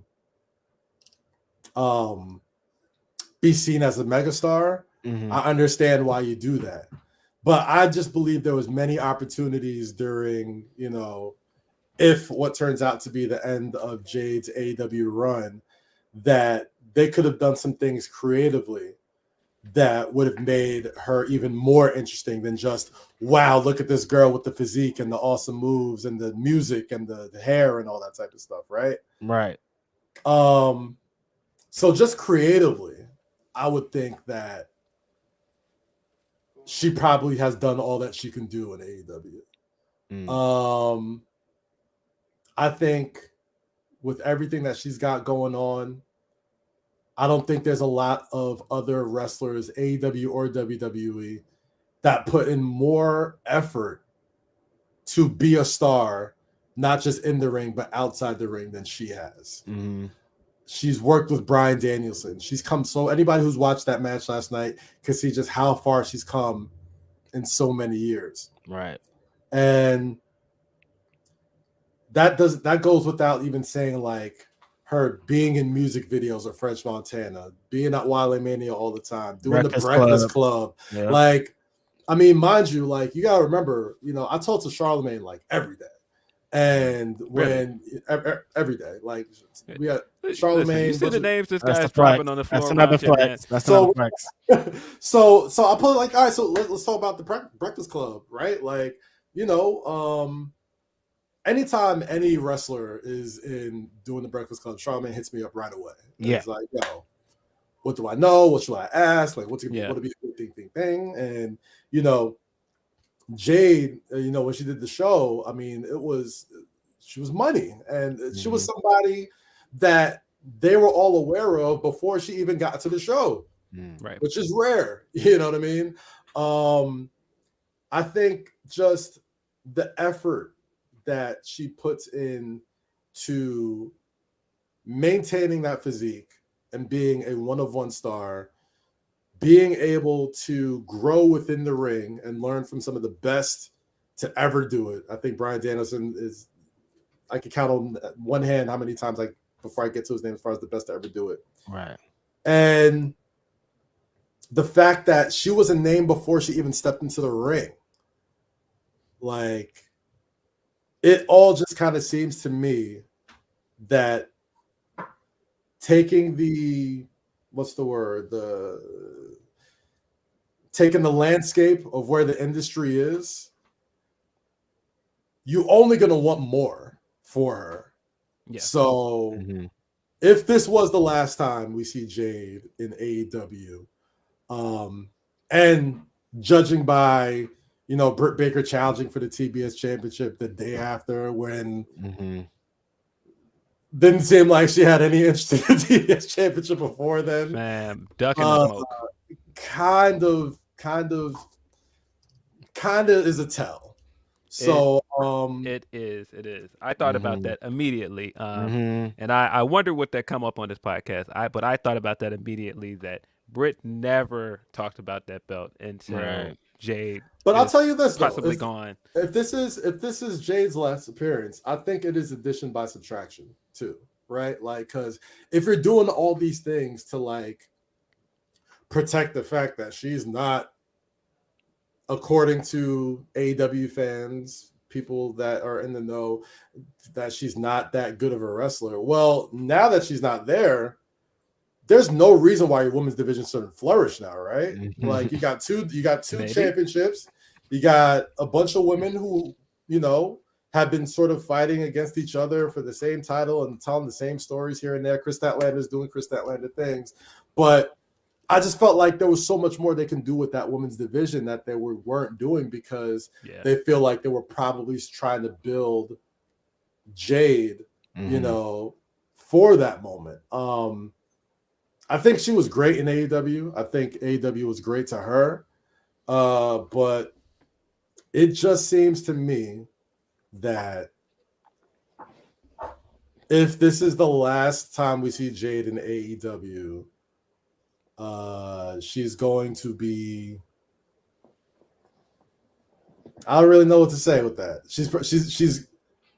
She's on her way, man. I'll just keep it like that. She's on her way to doing stuff that so I'll say this. I think people see Jade and see the aura and probably think like, oh, this is somebody who's just in it for entertainment. Like, that could be further from the truth. Like, she has a true passion for this thing. Like, she has a true passion for the game. She has a true passion for learning, for getting better. She knows what could come from all this stuff. Like, yes, obviously, I think her ambition might, in my opinion, just from the outside looking in, I think her ambition might be a little bit intimidating to some people. Yep. I think the fact that she is somebody who has literally every God-given sort of, attribute that you would want for a professional wrestler, that somebody who doesn't just want to be a great professional wrestler but wants to be more than that as well, I feel like that could be intimidating to some people. And if the rumors are true that she would be heading to WWE, she'd be in a locker room full of people who probably think the same way she does, and knows that nobody gets there alone. It's a team effort. People, yes, at the end of the day, it's a selfish business and you want to do what's best for your own career. But as far as the show is concerned, a rising tide always lifts all ships. And I always felt like she's going to be, if she ends up in WWE, she's going to be in a locker room full of people that know it's part of the job to be more than a professional wrestler. It's part, like, all the stuff that she was probably going hard for to get, outside of the ring is probably going to be a regular ass Tuesday for her now, or Wednesday or Thursday, whatever the hell it is. So I'm a big fan of hers. Really proud of the work she's done in AEW. Really proud of the growth she's had. And I'll just say, I think the best is yet to come. It's crazy to think about. I was ready to come in this week and talk about her returning last week on Collision, and days later we're now talking about her possibly leaving. It's literally grand opening, grand closing. It's wild to think about. I definitely think that if she's done, I do think the AEW fumbled the bag on this one. I think that stop saying people fumble. Stop that. I hate it. I'm sorry. I hate it. Hold on. People leave companies, right? And something like, oh, WWE. No, it is a business. It's a business. It is a business, but the reason I said that they fumbled is because I think that they had something really special in her, and I think that they could have done so much more. She's what made them stand out, in my opinion. Any poster, any video game, any cover that had her on it was what made them stand out, in my opinion. I think that because the thing is, we're in an era where everybody can wrestle, right? We're in an era where most guys that are on TV can wrestle. Most guys and women can wrestle, and I think it's a rarity to have somebody that has the aura that she has, the star power that she has, without being like this 5-star wrestler, quote unquote. And so I think that makes her stand out. And I don't think that they had anybody else in that women's division like that. And I won't say that I think that the TBS title was an albatross. I don't think they held her back because she made that belt. That belt is not a thing without her. But at the same time, it is a shame that she did not get a chance to go for the main belt if she is done. It is a shame that she did not get any of the big feuds like Britt Baker, like Hikaru Shida,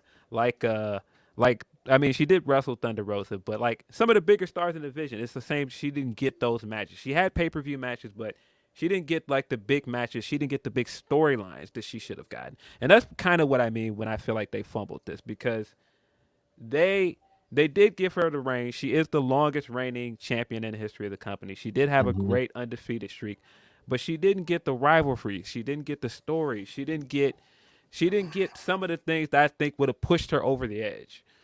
I don't think a lot of people are going to even remember those title runs. Like anybody who was on social media when the news broke out, what was shared more often than any of those Jade matches? There's two things.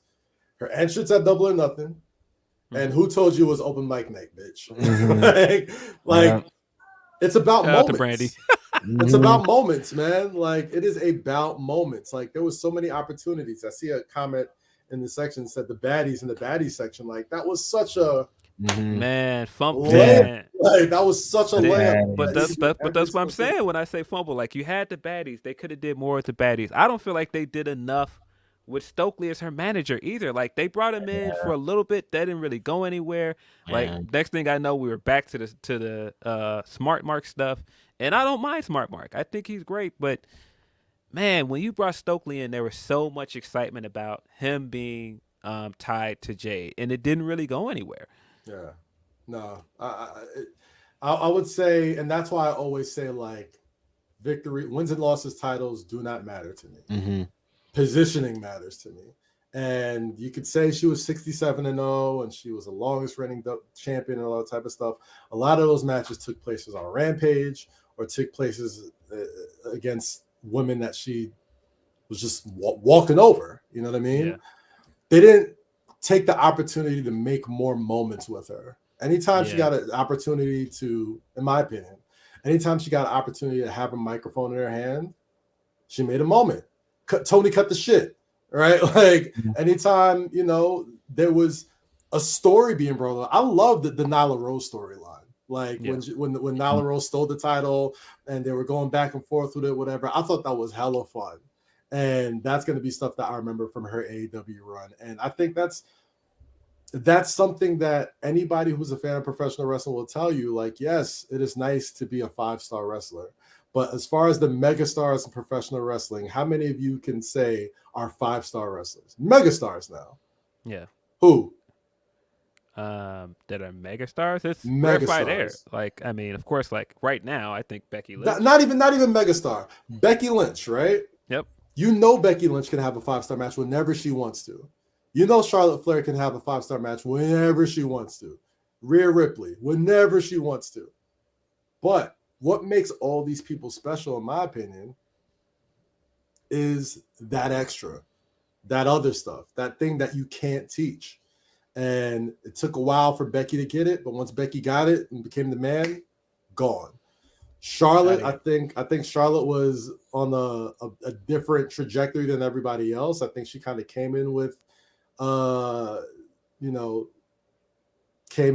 incredible sort of hype and lived up to it and never really, I feel like she was the first Divas champion. I think she was Divas champion like a month in or something like that. And kind of kept it going from there. When Sasha Banks became, the boss in NXT, she didn't look back, Wrestling is a weird thing where in certain instances you can be as technically sound, as entertaining from bell to bell as anybody, but a lot of the times, and Cody said this on a Dale Earnhardt Jr. podcast today, is like people remember the moments. And I think there was opportunities to make moments with Jade that I don't think they took advantage of. I mean, for starters, I think it is absolutely wild that they got to their biggest show as a company and Jade was not a part of it. I think it's crazy that she was not a part of All In. Just considering. Well, I don't think, from my opinion, I don't think it was from AEW's fault. Like, I think AEW very much wanted her to be a part of the show, but I'm just saying in general, regardless of why it didn't happen, like considering the year she had last year, it's crazy that she was not a part of All In. I mean, it's crazy that we're talking about Mercedes possibly coming in, and that's not the match we're going to possibly get. I mean, when you think about Athena going to ROH after the match she had with Jade and becoming like possibly the best women's champion in the company right now, and we're not going to get that rematch possibly, that sucks. I'm sorry, but it does. It does suck. But I don't know, man. I'm a big Jade fan. I think she's gonna do amazing things no matter where she goes, what she does. But I will say the best is yet to come for her. I'll put it like that. Yeah, I agree. But man, sure we've held you a long time. I think you gotta go, but we appreciate I do you. appreciate y'all, man. Phil, Reg, you guys keep doing what you guys are doing. I love what you guys do. Wrestling is in such an incredible space right now, and anybody who can get in there and do what they love, make a little bread on top of it, and continue to positively contribute to this thing that we all love so much is always going to get love from me. So shout out to you, shout out to Reg, shout out to everybody in Fightful. Thanks for having me, man. This is super fun. I'm glad we finally got to do it. Thanks for Man. coming, man. Super dope. Of course, Appreciate man. you, Y'all take it easy, yo. Yep. Have a good one. Later. Man, appreciate Cass for coming through. Yep. Hold on just a second. Let's get back to normal here. Get back to normal in this joint with the twofer up on us. Mm-hmm. Yeah, it's been it's great having Cass on. Great discussion. Probably can get into super chats, into humper chats in a few. Yeah. You know what it is. Send us your super chats. If you want to send us humper chats, send us your humper chats via humperchats.com/fightful. Facts. I think this is it because we talked for a long time here. A good place to throw a break in and hear from our sponsors. Yeah. We've been telling you about the benefits of fitbod.me/ppv for quite a while now, but there's so much more. 150,000 5-star reviews, over 5 million downloads, 400 million workouts logged. A lot of people have tried out Fitbod, and now you can too. You can get 25% off at fitbod.me/ppv. All of your subscriptions give you full access to their premium features. You need to stop guessing and start working. They have daily workouts that generate your workout of the day based on your muscle freshness, preferred muscle group, and things that you want to target. There's equipment selection, so maybe one day you have bands, maybe one day you don't. Maybe you have weights one day, maybe the next you don't. Maybe all you have is the ability to do body weight exercises. They help you out by using the equipment that you have available. There's goal and experience settings. There's muscle recovery. You can connect to your Apple Health, your Fitbit, your Strava, all that good stuff at fitbod.me/ppv. Streak counters, timed intervals, circuits and supersets, and you can ask a trainer if the video demonstrations and exercise instructions are not good enough for you. fitbod.me/ppv. That's fitbod.me/ppv. Man, wherever you are in your fitness journey, get the most out of it with Fitbod.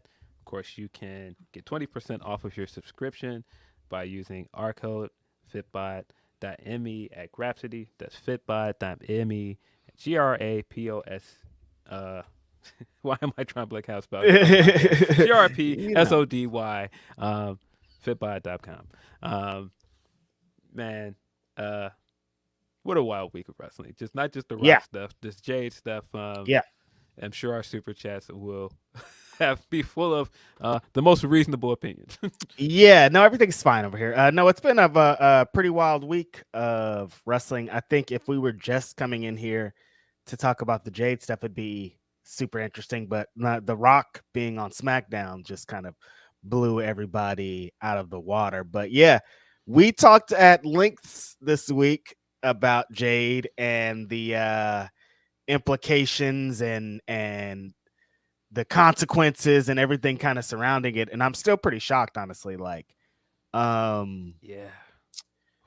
it's like not all the stuff you and Cass are talking about, but like they just like, I think the craziest part to me is like you handed like this golden platter to them to just like have at it. Here's a fucking tailor-made main event superstar. I think, like, I know people are talking about wrestling, but all that's out the fucking window now. She goes to WWE because they're gonna present her totally different. They're gonna her strengths are gonna be, at the forefront, and it's gonna be way different than she was presented over there in WWE. When you got like Paul Heyman, who knows how to take someone and take what makes them great and make it even greater.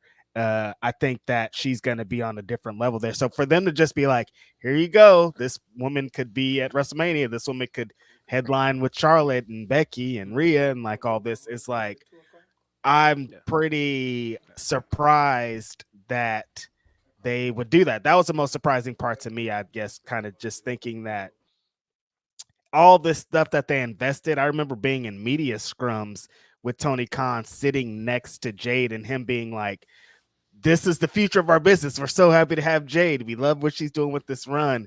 And thinking of all the matches you said that we are missing out on and what potentially could have happened. I'm like, what happened here? What happened here? Yeah, wild.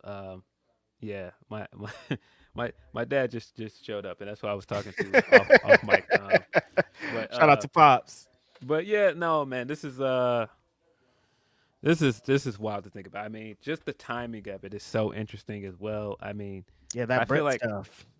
I feel like this is the most we've seen, and it kind of sounds crazy to say this, but this is the most we've seen public criticism of the women's division. Yeah. I mean, with the sign, with the Lufisto stuff a few weeks ago, all of this stuff is happening, and then you lose possibly the second biggest star in your women's division if she's leaving. That's a big deal, and the perception of that is not good. I mean, I'm sure some people won't see it that way, but I don't think that it's good. This is, of course, me saying this. This is my opinion. I don't think it looks good, and especially with that report we got this week from Sean via Fightful Select that it wasn't about the money. It ain't about the money. If it ain't about the money, if it's not about the, what happened here, Phil? I don't know what happened here. But that's what I'm saying. If it's not about the money, then what was it? And there's only only a few more places you can go with this. And you could argue maybe she felt like she just was gonna do better over there with WWE. Maybe there's more opportunities over there. But that's not the impression I got from all of the interviews she's been doing. She's been saying for the longest that she's very proud of what she's done with AEW. She don't want to be anywhere else. She talked very candidly about doing the tryouts with WWE and how she managed to come here and prove herself. And so I don't think it's just a matter of she always wanted to be there and she's going to leave. I just don't see it that way. I think that she wanted to be in AEW. I just think that I know Kaz didn't like me saying it. I think they fumbled this, bro. There's no other word I can use here. I think they fumbled this. I think that, again, you can say they gave her the accolade in having the TBS title, but, bro, we all wanted to see her move up and get the main title. We wanted to see her get the run that Britt got. We wanted to see her get the opponents that she didn't get. We want to see her get the feuds, the rivalries. All this time, I've had that Athena rematch circled. Like, that's the match. Like, we saw what this did for Willow. Imagine what they could have did for Jade, and we never got there. And I think that's a travesty. The fact that we're probably never going to get this Mercedes match now is like, nah, that's awful. There's so much more that they could have done with Jade. They left so much on the table with her if she's done. And I do think the match she had with Statlander last night on Rampage was very good. I liked it. Possibly her best match with AEW. Funny enough. But, yeah, it just seems like they could have done so much more here, man.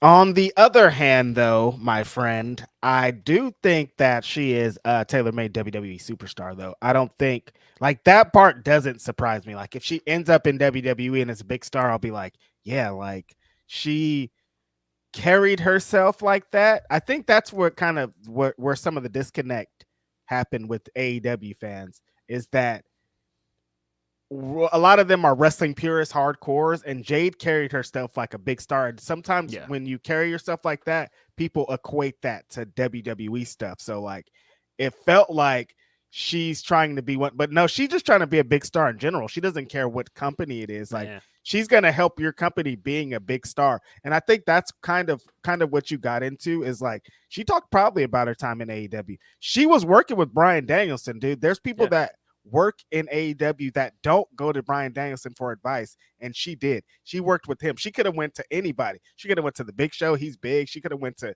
all these other people that kind of could have did something, but no, she went to Bryan Danielson to get help. So like it's a different, she was making a different investment for herself.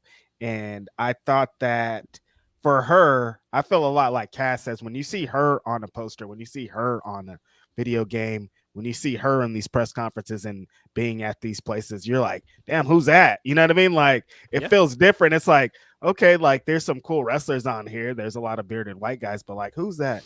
Who's that? You know what I mean? And I think that's the part that they're gonna miss a lot. Yeah, and I mean, look, anecdotal evidence is anecdotal evidence. Sometimes that's not the best proof of anything. True. But I know doing this podcast, we've interviewed several wrestlers. My sister does not watch a lot of our interviews. Mm-hmm. She sat and watched the entire Jade interview because she saw her and she was like, "Who is this woman? Who is that?" I love everything about her swag, like her confidence. I want to know more about this person, and I think that says it all, man. I just think that because I've seen people in the chat, they're like, "Oh, y'all are pumping this up." They brought this woman straight in, and her first match with the company was with Shaq. Shaquille O'Neal. You don't just put anybody in that situation. Yeah, Cody was there, but just putting her alongside Shaq and giving her that stage immediately says a lot. I don't know, man, and I think from there on, her star power just kept growing and growing and growing. The fact that she has done so much other mainstream stuff after this, and she has so much crossover appeal, I really don't think they realized what they had in her. And and again, that's if she's gone. I mean, I can stop saying if she's gone. Are we still speculating? I'm like, I don't think we're speculating anymore. I think she's gone. I mean, if it's my opinion, I think she's gone. She's out of here. I think she's going to debut as soon as possible over there. If the report is true that her contract is up, it's just like I would have debuted her last night, but you got The Rock. You could probably wait till Monday. Yeah, I mean, you're not going to put her on the show. No, she's a Rock here. With The Rock and Cena, she would have the story would have got lost among those two guys. But I think there is a big possibility that she can show up either Monday or next Friday. And that's crazy. And if it's me, I'm bringing her in with the same Cody treatment, bringing her with her name, bring her in with the same music, same presentation, everything. Don't change anything. And I think it's off to the races. Then you can do all of the big matches. I mean, to me, I think that there's the smart thing to do is to give her the TV matches and show people, yes, this woman can work. And then you can plop her into whatever the big pay-per-view matches. You can put her in the Rumble, and you can get all of the big moments. But I think she's going to do just fine if she goes to WWE. I think in some ways they're going to understand what to do with her. And I think branding-wise, with TKO and the Endeavor deal, I think this is a good opportunity for her. I think she's going to do better in WWE. I think the way that she works and the way that she's presented, this isn't even a knock at AEW. I guess it kind of can be in the long run, but just like I've always thought she was a WWE presented style wrestler. And when people are talking about like she doesn't need any of that bullshit y'all are talking about, 5 stars matches, any of that, because she's going to WWE. That shit doesn't matter over there. They're gonna fucking have her doing these big moments. She's gonna come in, pump kick Charlotte out of the ring, have these big, eliminate 25 people in the Royal Rumble, and she's off to the races. We don't need 5-star matches anymore. 5-star matches that you guys are clamoring for some reason from Jade Cargill. What do you want Jade Cargill to have a 5-star match for? That was all to happen in AEW. We're moving on now. Now, with what she has, she doesn't even have to improve. She doesn't have to do anything with just what she has. Superstar status in WWE. Superstar. Like, imagine them built like what they want to build with their wrestlers in NXT. She's done. Like, she's it. You guys already helped me do. You gave me 60 plus matches of doing it. Now it's time to go. To be honest, like if you look at it this way, AEW was truly developmental for her to go over there and be a bigger star, and it did not have to be that way. It didn't have to. Did not have to be that way. But yeah, I guess to put a bow on this and to wrap up the Jade stuff. I think the biggest telling thing about all of this is it's a bit different with Cody going back. There are similarities between this situation and the Cody situation, but it's different with Cody going back because Cody was there to start with. This was one of your prominent homegrown talents. This is a first for AEW. This is the first for them. Somebody that they completely molded and made a star. Jumping ship is a big deal, and anybody that acts like it is not, you're just not being honest, man. It is a big deal. Bro, she's on the cover of Fight Forever, the video game, right there, smack dab. You know, This is a big deal. This is somebody that made her name there.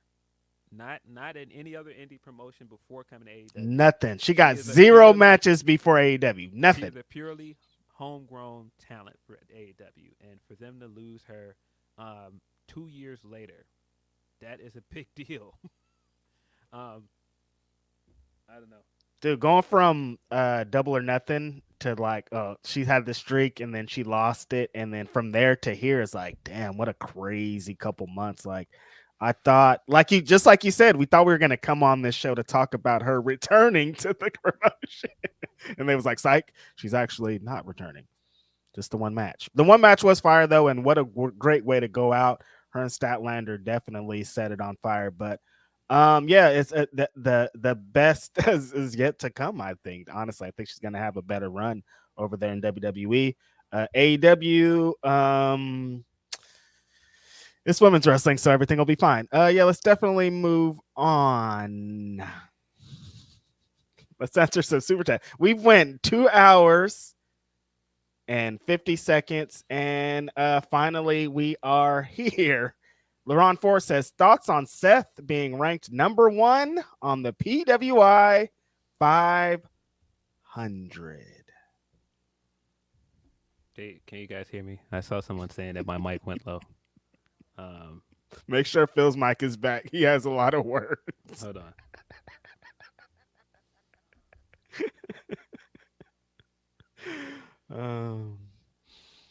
I turned it up. I don't know if you guys can hear me, but That sounds better. yeah. Listen, I sat here and I sat on this podcast, and you guys no-sold me every time I said this guy was the guy. I sat in spaces and people were like, nah, you're wrong on this. I sat in the spaces once and I said Seth Rollins is doing better heel work at the moment than Roman Reigns. And somebody was like, nah, you're bugging. I said many times that this guy, character work-wise, is doing some of the best character work of his career. And people are like, nah, what isn't even the character? And I seen him last night cut this promo that basically explained the character verbatim, given some things that I have said multiple times. I've been wrong many times. I will always admit when I'm wrong. But I was not wrong about this. I was not wrong about this, and I've seen people that are like, all right, well, you know what, man? Did Will acknowledge this? Did he finally apologize and stop no-selling you? No. But you know what? That does not matter anymore. There's a simple formality in this conversation. I can no longer be denied, guys. Seth Rollins is the number 1 wrestler in the world. I was right. It's okay to say that I was right. I've always been right about this. I wanted to say I didn't have anything to do with this, but I had a lot to do with this. Actually. You did have stuff to do with this, and I did what I felt like this was coming, and I saw the cover of that magazine. Mm-hmm. I simply sat back in my seat, and I've had a few moments with Rollins this year where I just sat back in my seat, and I didn't say a word because deep down I knew. But it's all right because my guy, Seth Rollins, is the number 1 wrestler in the world, according to Pro Wrestling Illustrated. That's not according to me anymore. I don't have to prove it anymore. Yeah. Seth Rollins is number 1 in the world. If you didn't think this Flex Bomb was coming, it was coming, buddy. You should have seen it a mile away. I'm right about this. Seth Rollins is the number 1 wrestler in the world. I knew it, and I knew it was coming, and I still did. You didn't think this was coming. Look, man, I put up with a lot of slander, buddy. I put up with a lot of mockery, not just on this podcast, on Twitter, across the world, buddy.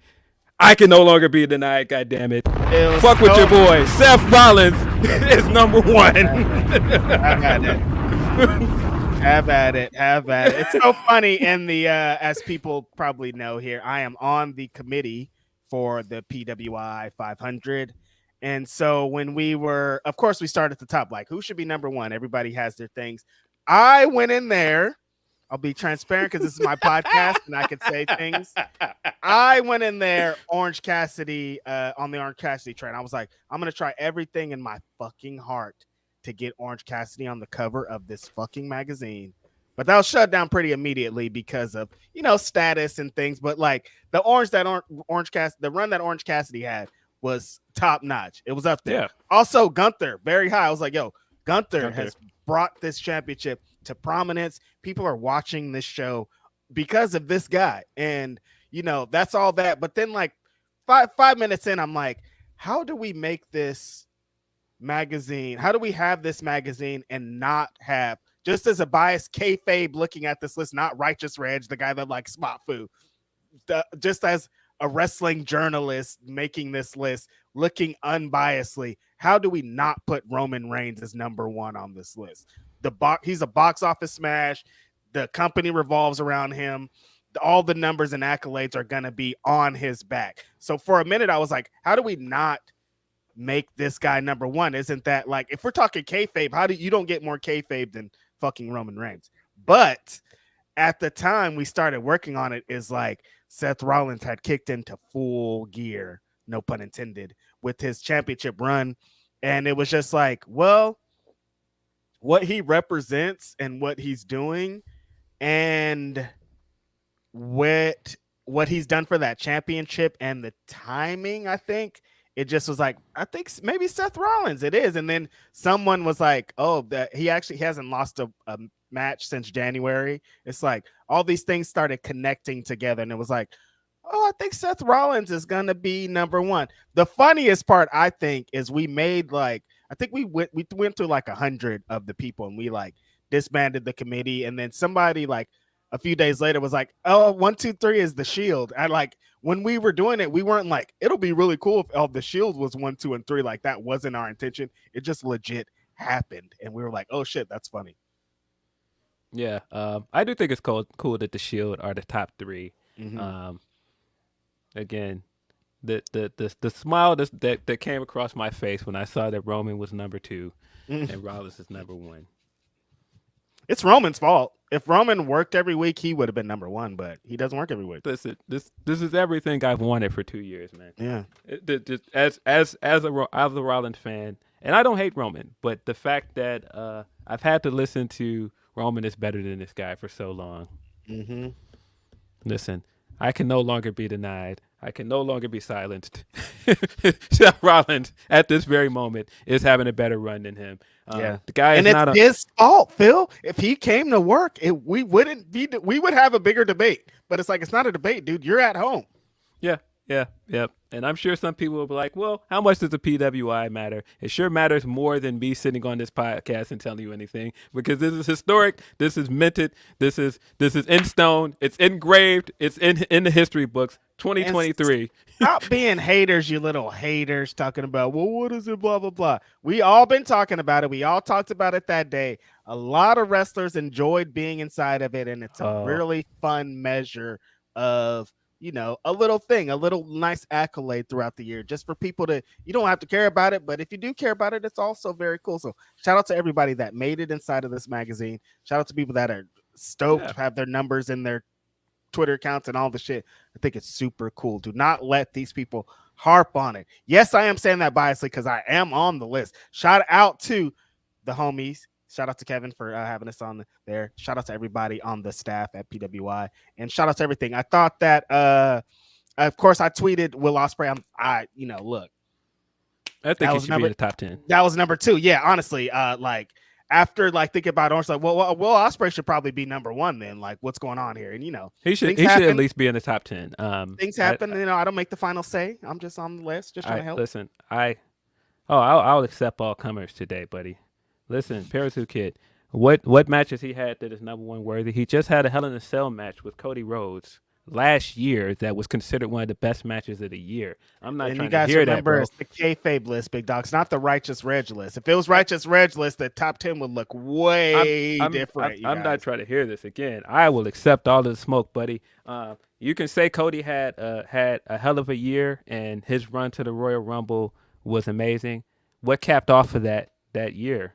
The feud with Rollins. He does not get all of the things that he was getting without that feud with Rollins. All of that stuff matters.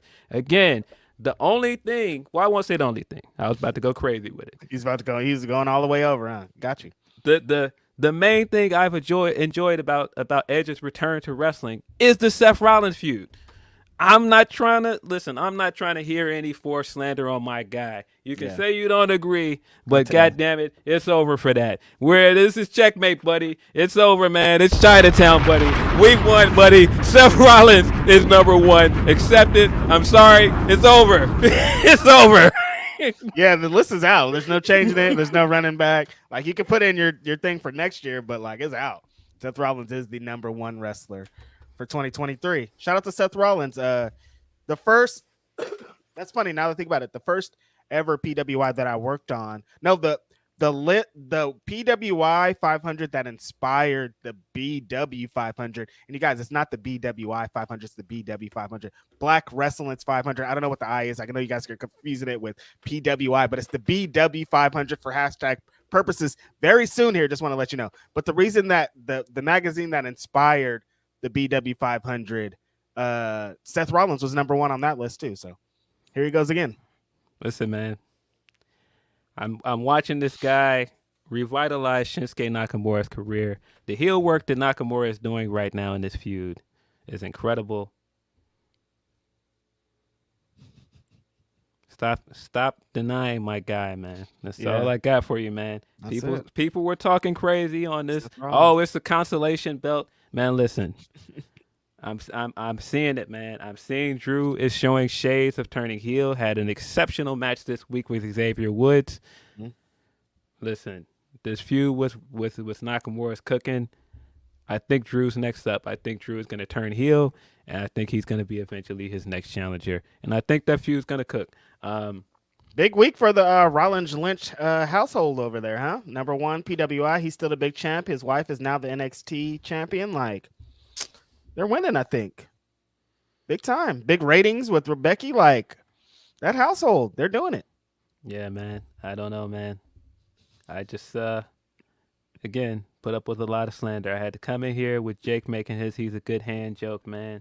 I should give you a good hand across your face, man. Stop this nonsense, man. Seth Rollins is that guy.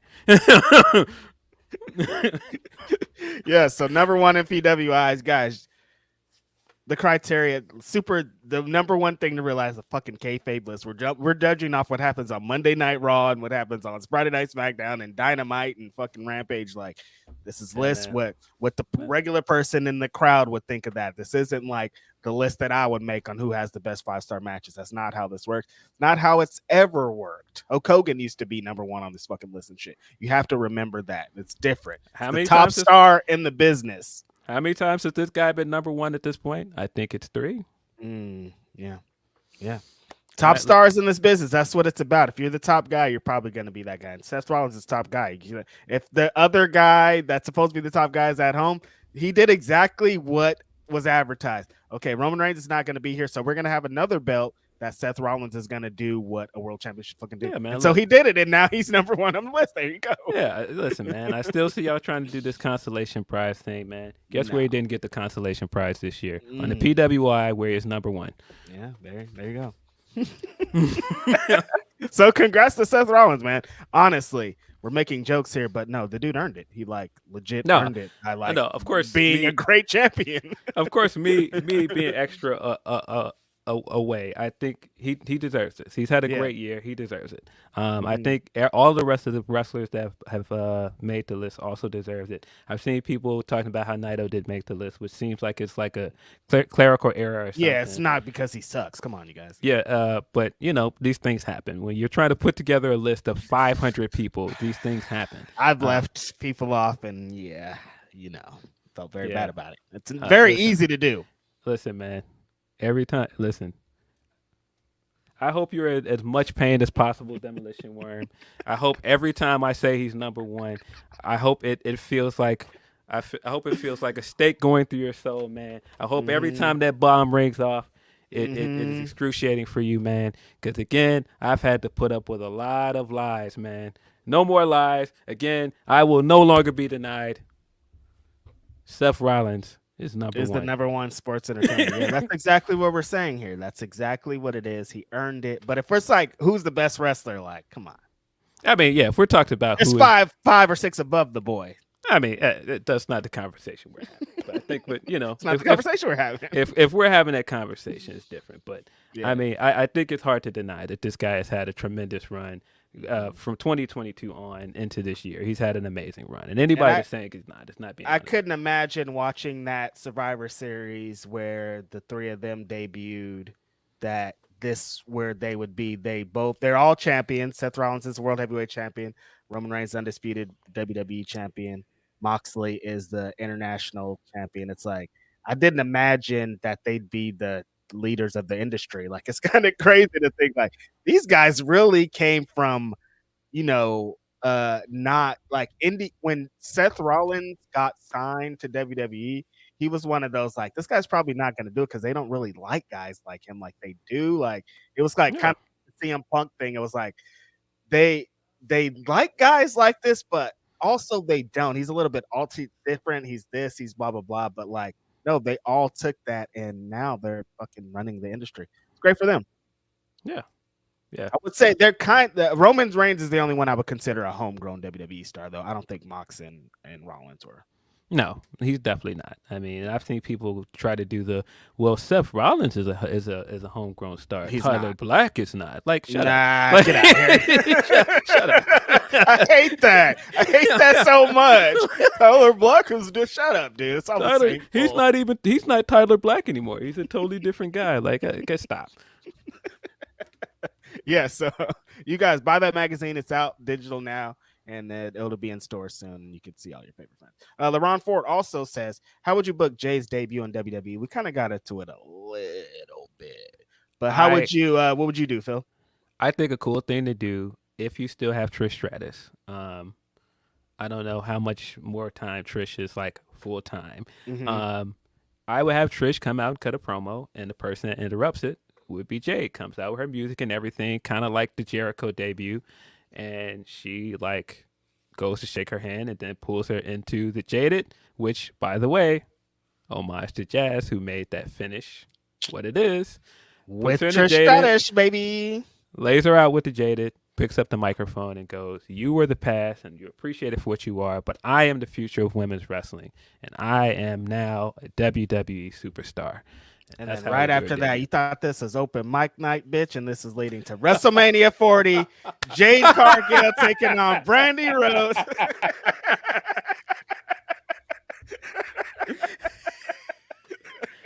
That's where you were going with it.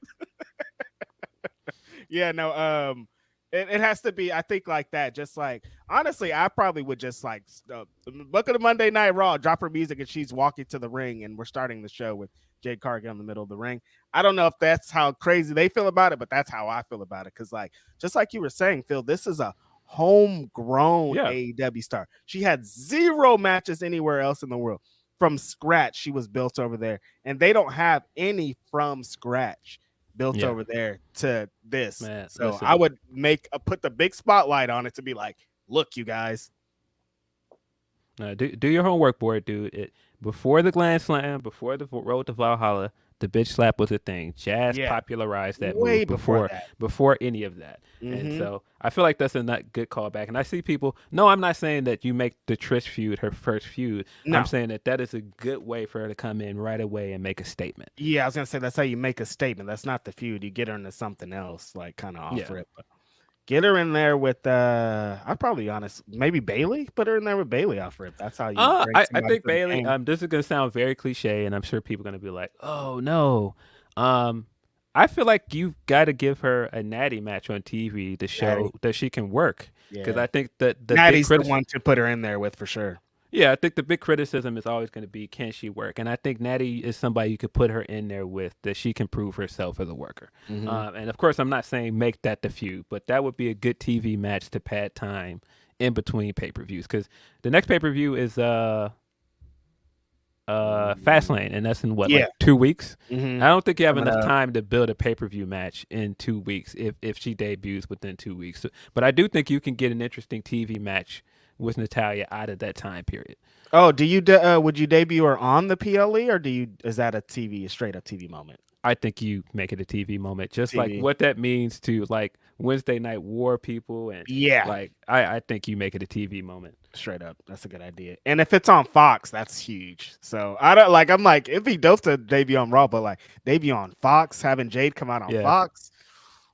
Yeah. I mean, look, man, in terms of dream matches, people that I want to see her wrestle, like, of course, Bianca is high on the list, but I don't know what this means if Edge is leaving, but I've been saying for the longest, I want more Beth Phoenix matches. I was like, you trying to get her to wrestle Edge? What's going on? No. But I want more Beth Phoenix matches, because when Beth Phoenix has wrestled, she's been great. And I don't think that she got the due she deserved. And somebody that would be awesome in the ring, like in terms of like these two women standing toe to toe, how dope it would be. Jade versus Beth Phoenix could be fire. Yeah, I would just want her to work with Jade. Work with Beth in any capacity. So like being out there with her would be great, because like somebody you want to get Jade in there with people. That's probably the issue that she had in AEW. Is there's not a lot of like people that stand up against her. There's like Stat and Jamie Hayter, but for the most part, it's like, you know what I mean? You're not gonna get people like Beth Phoenix and like that are kind of gonna teach her things that she does. I guess veteran status of that is probably a better way to do it. People that have been in positions that she wants to be in, and Beth Phoenix is one of those. Yeah, I think there are workers there. And I mean, again, I like the idea of her going in and making that statement on Trish and doing like not so much a legend killer gimmick, but basically coming in and beating some established WWE wrestlers until she gets up to like horsewomen and Bianca. Correct. Carlos Mendez says, "What's up, fam? Just want to invite everyone to watch Mexico's WrestleMania celebrating 90 years tonight at 6 Central. It's only like $14." Carlos Mendez, what show are you talking about, my bro? I want to know. Is it Triple Mania? I know they do like 100 of those a year. Please let me know exactly what show you're talking about, Carlos, because I'm interested in that. Leonard Aarons III says, NY trifecta this week. New York Jets over Dallas, Eddie over Claudio, MJF over Joe. Plum insane seeing Rock go from McAfee to SmackDown without hours yesterday. Crazy. Crazy. I do wonder if Eddie's gonna get this win finally in Queens, You're questioning? I wonder if that's happening. I don't know. Yeah, you're not convinced that Eddie's gonna get the big W? Because how do you not give him the big W, Phil? I think you kind of have to at this point. Right. Yeah, but also, if you want to add to Eddie Kingston's story, you trying to give him some more adversity? I mean, you might need a little more adversity. I don't know. Yeah. Somebody says in the chat that he's talking about the CMLL anniversary show. Oh, yeah. Oh, sweet. Okay, cool. Yeah, check out the CMLL anniversary show. I'm gonna check that out. Anwar Starwin says, much love to y'all. I know Media Man was catching strays over PWI top 10. I know the Beans and Toast people were big hunting because of Ospreay. Honestly, Anwar, this was like the calmest year that I've had since working on the PWI list. Everybody seemed to be pretty chill, and if they weren't, I just ignored it. I'm at a different place in my social media things that like I'm not gonna take the stuff like I used to, because I just don't have the space to. Like, that's why like BW 500 is coming very soon, you guys. I used to be like, it used to be anxiety because I'm like, these people are gonna destroy me. Now I don't even care. Like, I'm just gonna mute that shit. Sometimes you got to do that. That's it. Leonard Aarons III says NXT is a third brand in WWE. I don't see how this is even debatable anymore. It's a third brand cosplaying as a development. 2 Raw talents have titles there now. It's a creative wasteland. Yeah, I do think that putting the title on Becky is a bit different because of Becky's story and the fact that she never won an NXT title, and just she's the biggest star that's done what they're doing right here with the like going back to do it. So this is different. It's a bit different, and Becky's whole motivation as the man is to always go back and I guess Charlotte did the same thing. yeah, her motivation as the man has always been to cross things off the list and repay old debts and keep grudges. And so this totally makes sense for a character that this is one of those things she never got over, that she never won an NXT title, and for her to go back and do that. I know I joked that it's finishing the story, but it is so much a part of the story of the man character that it makes so much sense for her to go back there and win the NXT title finally. And this feels like the most invested that like the people have been for somebody going back. I mean, you see with the ratings, you see how like people are like excited about it. Becky Lynch is just different, honestly. Like, Yeah, she's just different. That's all it is. Demolition Worm says Jade has me like Sir Smoke a lot. God, if you listen and help. Just kidding. Hope she does well in the WWE. She will. yeah. Leonard Aarons III also says, quote me on this. If Jade stays put, she's AEW Women's Champion by the end of 2023. I agree. I think this was the right time to start building towards her winning the main title. And if she stays, I don't know how you don't start moving towards that. But I don't think that she's staying. Mm-hmm. Derek Waduck says, if MJF beats Joe, I want Ospreay at Wrestle Dream. You want MJF and Ospreay at Wrestle Dream? I think that'll be a hit, definitely, for sure. What do you feel about this, Phil? You think that is there any possibility in the world that Samoa Joe could beat MJF on Wednesday? I think there's a possibility. I don't think it's happening. I think Joe's losing. I think this feud has been really good for them. I think the feud has been hard. Yeah, I think it's been a good feud that they can build within a few weeks. And, just based off of what Joe has been doing with the company, this has been a tremendous run for him. But I don't think he's winning. This sounds, I've been saying some insane statements on here, but like, can we give Samoa Joe a most improved award? That sounds crazy because it's Samoa Joe. But this year, man, oh my God. He's been killing it, man. What's been going on? Like, it's Samoa Joe. I know he's one of the best of all time, but like, I don't know, something this year is in the water. So like, that's why I'm like, maybe could he possibly win this belt? That'd be crazy. I don't know. Our homie Jake Salazar is here, says victory lasts for Seth being number one, but Naito missed the list entirely. PWI ain't the flex you think it is. Jake, that is directly disrespectful to me, who is on the committee. And it's a lie. I will ban your ass. And it's a lie. It's a big lie. It's a huge lie. I know I'm late. And he also says, I know I'm late, but I kind of feel for wrestlers at WWE. Some thought they were over, but then The Rock shows up. Yeah. I don't think anybody thinks they're over after that last night. You're like, man, I'll be getting pops, but not like that, brother. Different, buddy. Only thing I could equate this year like is that Bad Bunny shit, and maybe like that Bad Bunny shit was crazy though. And then Cody, and where was Cody at? Where they were singing was that London? Yeah, at Money in the Bank. That was crazy. Yeah. What the hell are they doing with Cody, by the way? When Cass was talking earlier, he's like, what were they going to do with this piece? I'm like, that's the issue, is they didn't figure out what to do from fucking the SummerSlam to the rest of the year. Ever since the feud with Brock, he's been just adrift. Like, he didn't have a match at Payback. Now you're going back to the what do you call it, the Dominic match. Like, is that nobody what wants to?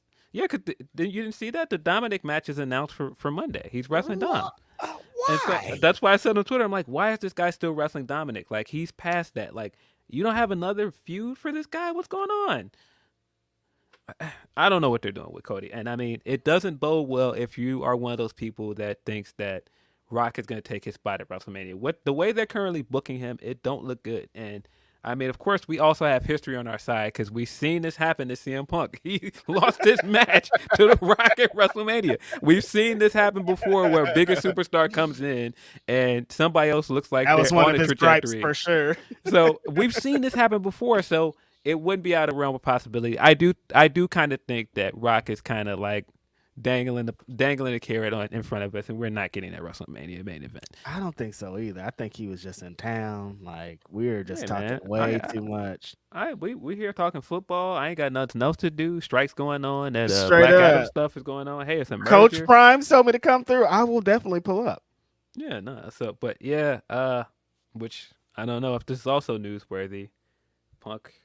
I saw that. First public words Yep. since being fired. I saw that. And people are running with him saying, I'm not busy for the next 2 months. And of course, Survivor Series is in Chicago. So people think I didn't connect those dots. People think in 2 months he'll be here for Survivor Series. I don't know. Maybe he's just blowing smoke up our asses. I don't know.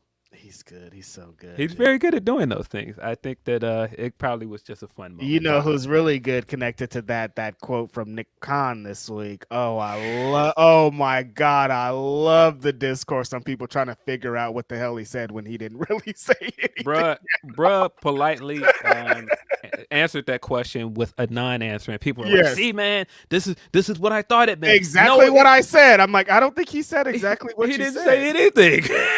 He didn't say anything. We got him, coach. I'm like, I don't think you got him. We got him. No, you didn't. He didn't say anything, bro. Like, it doesn't behoove him to answer that question, man. Yes. Like he cannot answer that question and say yes, and he can't say no. So why answer it? And so he gave about the best answers you'd expect. Mm-hmm. He's good at that. That's why he's makes the big buck. Nick Khan will spin some shit. Really well, brother. We like him a lot. I respect what he did. He was in UFC before. We respect him a lot over here. Did not answer the question. He didn't answer the question at all. No, we really respect him though. All right. Ben Twinblade says 0 out of 10 list. I'm about to ban y'all. Y'all are talking crazy about my publication here. No Tootie, no Suede, no Dan the Dad. Fix it, Reg. Listen. Every wrestler in the world can't be on here. Some are, some just happen to circumstance. Suede and Tootie will be on the Black Wrestling's 500. So there you go. Yeah. Jake Salazar also says Phil basically accepting number 1 on Seth's behalf. I mean, he plays a part in this. My guy's not going to come out here and do what I'm going to do in regards to some of these haters, but I will. So, I'll address it. I've been waiting to address it. He will, though.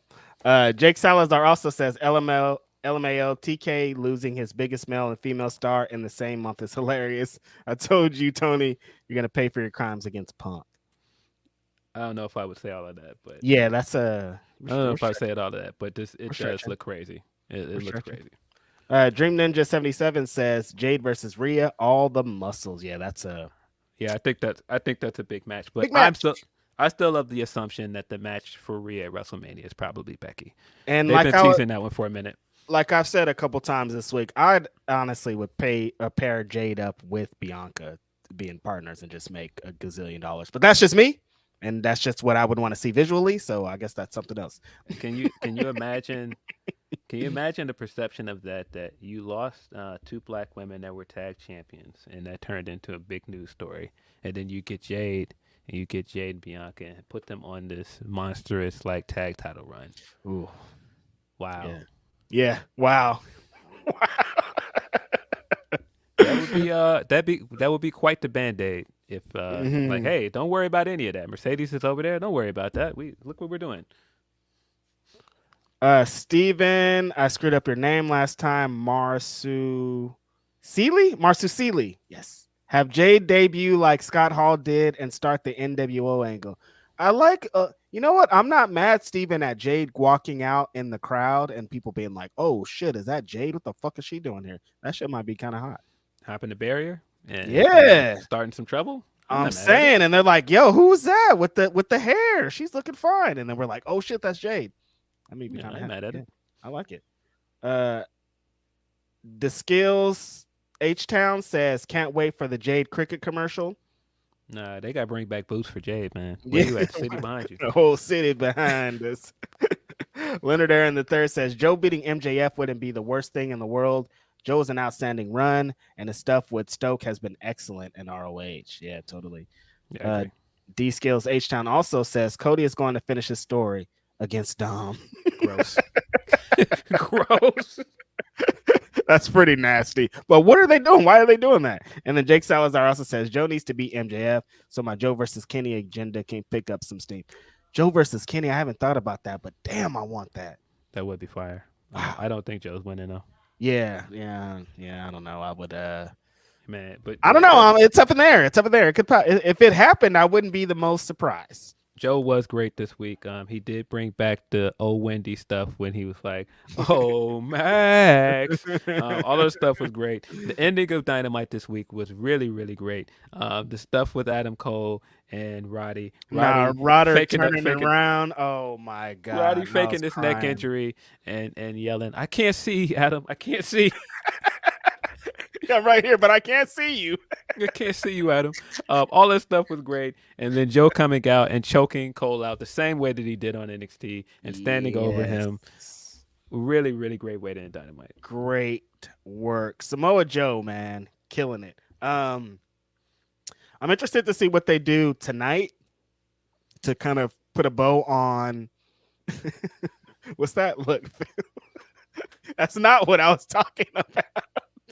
I'm interested to see what they do tonight to kind of put a bow on this. Like, are we going to get one more promo from either one of them and how they kind of send this home? What do you think about the old Collision card? It's very different than a few weeks ago. It's looking rough, man. Looking rough, man. You're not trying to see the Hardys and the Righteous? Listen, man, I had my Collider hat on religiously for a few weeks. You did. Man. You were strong. You were wearing it strongly, my friend. And that card doesn't make me feel like colliding, man. Sorry. I'm still going to watch it, but especially like it's college football season. Like niggas are about to be watching college football. Like you got to come harder. Or do you take WWE strategy of like, we don't go as hard because we know people are going to be watching college football? Yeah. I mean, I don't know, man. I think it's too soon to say that it's changed for the worse. But we'll see. That's a lot of words. I wouldn't say that. It's just different. See, when you could definitely feel the change though. When they said, Phil, when they were like, okay, after the Punk shit happened, and they were like, oh, the brand split is over. I'm like, I don't know. That's kind of what.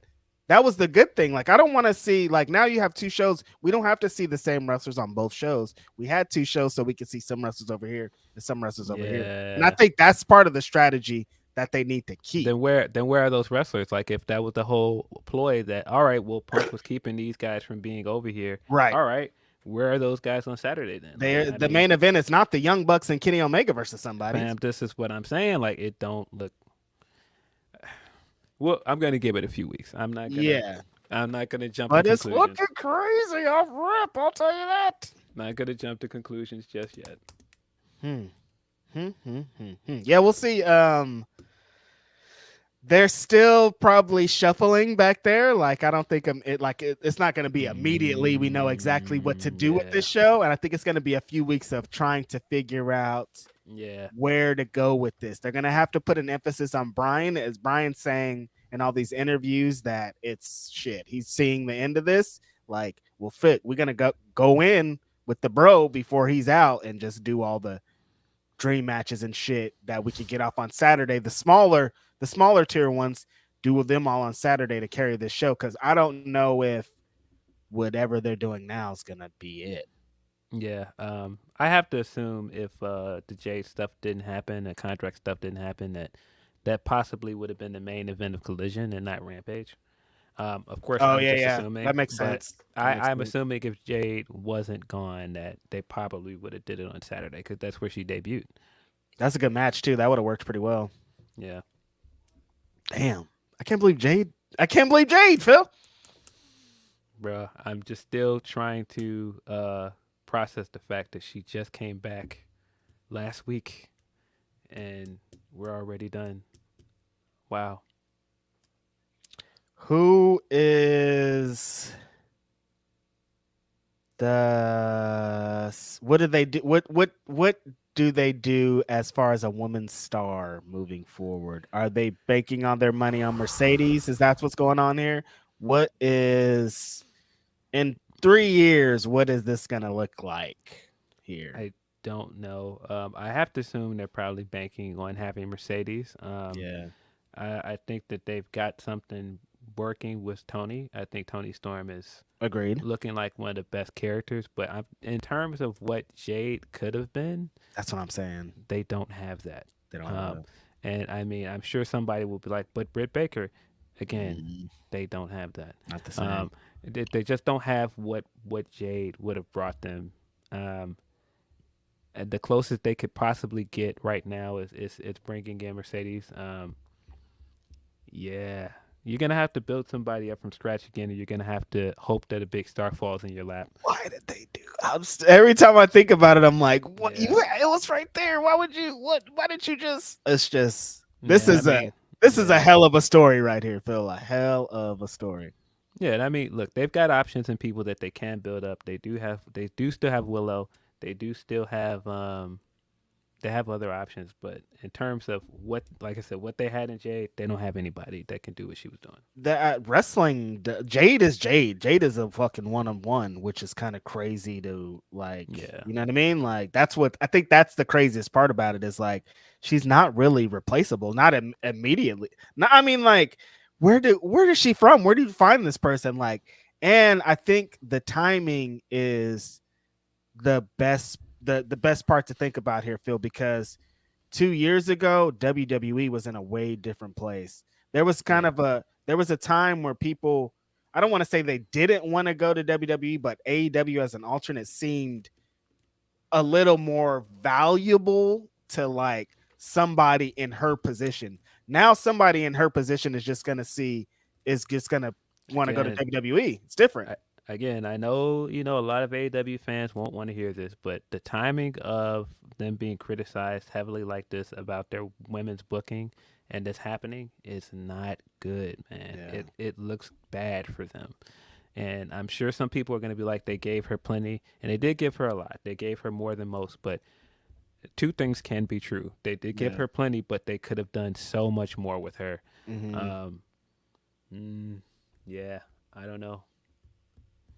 I know it definitely feels like if they mess this up with Jade in 2 years, man, what chance do some of these other women have? It definitely feels like that to me. Yeah. And again, like if you're one of the women back there, you're like, well, was that gonna happen to me? Like I don't you know what I mean? Yeah. Like even if they put the train on my back, is that gonna mean anything? Yeah, it definitely. I don't know. I don't know what it means, and they still have a chance to change that perception, but right now it don't look good.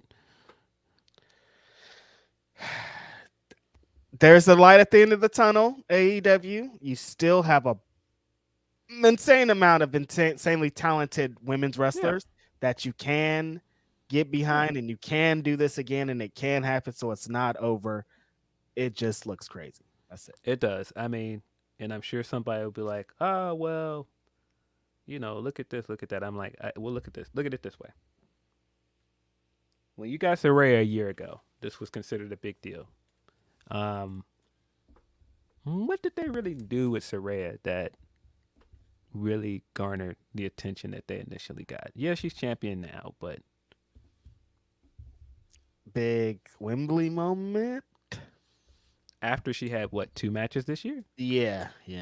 She hasn't had like a real major storyline with anybody, hasn't had a big rivalry with anybody. Right. Again, I'm telling you, those things don't bode well. This is coming from somebody that has been trying to be very optimistic about their use of women's wrestlers. I think the timing of all of this stuff right now, it just feels like a backbreaker in some ways. Not the wrestling move. Yeah.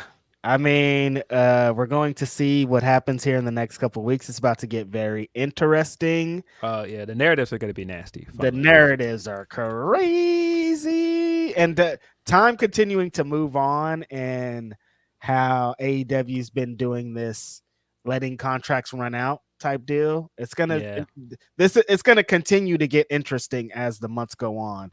Knowing the timing of when a lot of people signed, going forward on how they're going to be used. So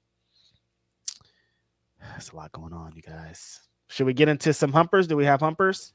I'm sure we have a lot of humpers because we did not touch any of them. Got any in all day, yeah. Let's see. I'm probably going to have to scroll all the way down. Scrolling. Let's see. From Sweeney Zach 18. Step aside, Nancy Reagan. Roddy Strong gets a new throat goat. Whoa! Appreciate the content Hold on, wait. Phil, I hope you and yours are doing as well as you can be. That is a wild humper chat. Wild way to start and then like end like that. Respect. I appreciate you, Sweeney. That was a Roller coaster of a humper chat. wow. I love supporters, man. Y'all are the best. Thank you so much. All right, man. Mm-hmm. Let's see. We got a few from Tony P. I just want to get them all lined up so I can read them all at once. What's up, Tony P? Hearing some of the execs of TKO hope to achieve, like wanting to make UFC fans into WWE fans and vice versa, and kind of saying WWE can give big personalities life after MMA sounds crazier to me than the LA Clippers dynasty.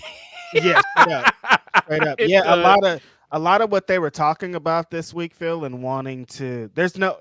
Like people have been saying online, MMA fans hate wrestling fans. Like there's it's not a big crossover of like these fans interact. No, these fans think wrestling is fake and shit. And these fans like WWE wrestling fans are way more accepting than MMA fans are, as wild as that sounds. But like they don't want to, they're like, this isn't going to be one big happy family like they think this is going to be. That part of the TKO rollout did not sound good. I was like, I don't want any of that. How wild UFC fighters have been talking and being recently. I'm like, I hope that wrestling isn't the fucking retirement home for all these crazy fucking psycho Nazis and shit. Yeah, no, you think that you thought you chased this white whale for the longest in Ronda, and you got Ronda. That did not work out well for you. I don't think the takeaway from that is more MMA fighters. No, I don't know if they. Do you think that they think that the Ronda thing was a success at the end? I can't imagine. Right. That's what I'm saying. I'm like, I can't think that they would. I can't imagine they think that sophomore year was good. Like, of course, the first year it was. The first year hit, yeah. It was the first year, but after that, it was completely downhill. Right. More from Tony P. He says, I can see the one vision, like Joe Pearl said, make WWE fans as kids, UFC fans as teens, young adults. Okay. Young adults. A pipeline. And back to WWE when they get families, rinse and repeat. But they seem to overlook the toxicity of UFC fans, the culture, and most of the big personalities. A lot of ultra MAGA people like Covington, the new champ, and ex-neo-Nazi Strickland, McGregor, Jones, with their past and current bullshit alone in WWE. In order to achieve real synergy with fans, UFC will have to clean house of its toxic masculinity and undergo a big culture change, which has a big roadblock called Dana White. Yes. TK, this is something separate. But yeah, no, I agree with a lot of that. And that's why I am like, nah, I don't need some of these guys that I have no interest in Covington wrestling. Yeah, exactly. Absolutely awful. Like there's some crossovers that I'm like, we don't need that crossover. Like keep that over there. Yeah, and I'm good. Let's see. More from Tony P. Says TK now needs Mercedes more than ever to sign for long dates and a full deal. He had a star in Jade, but she has her reasons and wants to leave. He is at square one again without a crossover main female star people will want to see and put eyes on the company. Yeah, I agree. I think right now I'm sure he's trying to do everything he can to get Mercedes to sign a long-term deal. But you had some thoughts earlier this week, Phil. You said that you don't think that she will sign a long-term deal over here. I don't think that she will. I wouldn't think so. I think she's going to do like per appearances or something, but I don't think she's going to sign a long-term deal. I could be wrong, but just based on I'd be super surprised if she I did. would be very surprised as well if she signed a long-term deal. Just based off of just a number of things, but we'll see. I agree with the sentiment that he just needs to he needs to focus on either building up the next star or trying to find the next one. Yeah. But yeah, Mercedes, if I'm Tony Khan right now in the immediate Mercedes money, come. Yeah. Save us. It immediately makes me think of the phone call we had the other day. Yeah. That phone call was so funny. As soon as you answer, you're just laughing out loud. I was like, what? That was such a funny day, wasn't it? I can't get into everything we talked about in that phone call, but some of the stuff What a time. There was a lot going on that day. I was stressed. I had a drink at the end of that day. I was like, yo, Yeah. what is going on here? What a day. From Tony P says, injured women aside, no one is being given a chance to be that star. Sheeta is the ace, but sadly it pains me to say is not a crossover star. Saraya is not panning out. She's okay, but Britt is not a crossover material either. AEW has lost not a wrestler, but a star. Yeah, and that's the sentiment that I was trying to make earlier. They don't have another Jade. Like, they do have somebody that can have incredible matches in Sheeta and can be like the ace or workhorse of the division.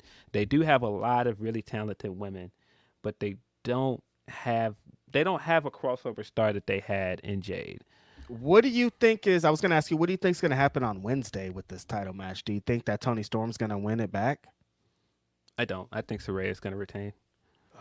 I'm assuming that this Emmy thing is going to pay off in some way. You think so? I think maybe that's leading to a match with Emmy. I don't know. But that would be wild if Emmy beats her in the next. That would be AEW. wild. I wouldn't be mad at it. No. Like she does. Like Emmy's it crazy. would be She's wild. great. She deserves it. But that's like a wild. That would be timeline. wild. So you don't think Tony's going to do it though?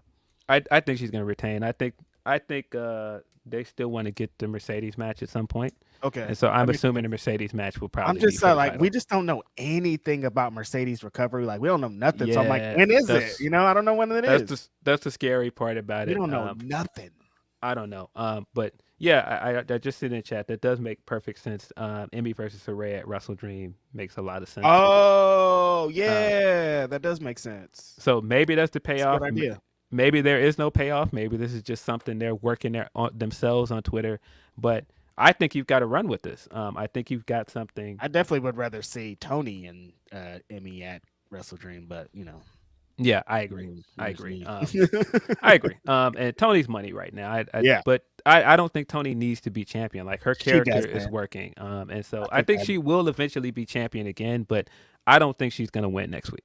Okay, that makes sense. Yeah, I think that's where I landed. She doesn't need the champion. Like, actually, not having the championship makes her character better. So it's helped her a lot not being champion. See, from Van Twinblade, y'all watch Glory Pro Ascended this week. Warhorse and Jake Something killed it. Next week is Tankman versus Xavier Walker. Also, this October show has been announced. Dalton Castle is the special guest. 8 days till September. 8 days till the September show. I have not seen the show, but that sounds dope. I'm gonna definitely check it out. I'm a huge Jake Something fan, so I like to see what he's going on. I'm still surprised that when he left Impact, I thought that one of these two companies was gonna sign him up because he's a tremendous talent, but then he went back to Impact. So I'm like, what the hell's going on? I don't know what's going on here. Yeah, those are two guys that I thought would have been signed somewhere by now. Jake Something and Warhorse. And, remember the Warhorse thing with Cody and everything? I thought Warhorse was hot at one point, man. Yeah, I was really surprised he didn't get signed during that time period. Like when Danhausen got signed, I was like, next is probably Warhorse, but they didn't. Yeah, they were probably like, we got Danhausen. Yeah, he was red hot at that period. Let's see, from Bizarro Big L. Hey fellas, Kate made a good point last night. The scene is improving, though people are switching companies. Thoughts. I feel it's the options and different styles available. I.e., WW doing more in-house production, AEW grabbing from all over for music and stories. I think parody is a great thing. I think the fact that if Jay could look around and say, I'm not getting what I want here, let me try going to WWE. I think that's a good thing. And I don't think people should turn this personal. I don't think people that are like, oh man, she abandoned the company. No, it's a job. And I think if she wasn't getting what she wanted out of experience, it's right to go and try it somewhere else. Yeah. And this is cool. Like, and there's still the other side of AEW is the alternate. So there's people in WWE that right now are like, damn, I want to fucking go and wrestle. I want to have a 5-star match. I want to wrestle for an hour. So they're going to eventually switch over too. We just got the report that I think it was from Melton where he was saying that what's happening with Edge and And Exactly. Drew is similar to what's happening with Jade. And so, yeah, it may be people that see, the grass is greener over there in WWE, but it might be people that feel the same way in WWE. And that's just the good thing about having alternatives. More Right. places to work is good for all the wrestlers.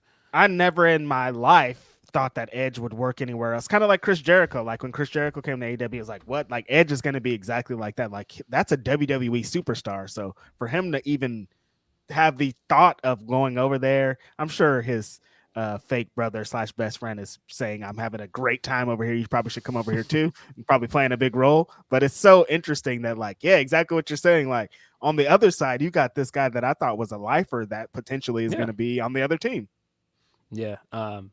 And the more and more I think about it, man, look, Edge and Christian versus Sting and Darby, that's a money match. That's a goddamn gazillion-dollar match. Yeah, that's huge. That's a money match. That's huge. And it seems like the Darby stuff is still going with Christian. So who knows? Maybe Edge at the end of this month is heading over there. I don't know. And Edge and Christian against the Bucks or FT, like there's so many other ones. Like there's so much. We're making money. We're making big money over here. And then like the single match, like Edge and Kenny Omega, like there's like even if he just came in for a year or even shorter, like they could get so much done in that time. Because I'm sure people want to be going home to be with their wife and kids. Like getting slammed all the time is crazy. But to get one last run over here, respect. Yeah. From Nelson Muntz, Jade Cargill agreed with Phil Brooks last year at they should go together at San Diego Comic-Con. I'm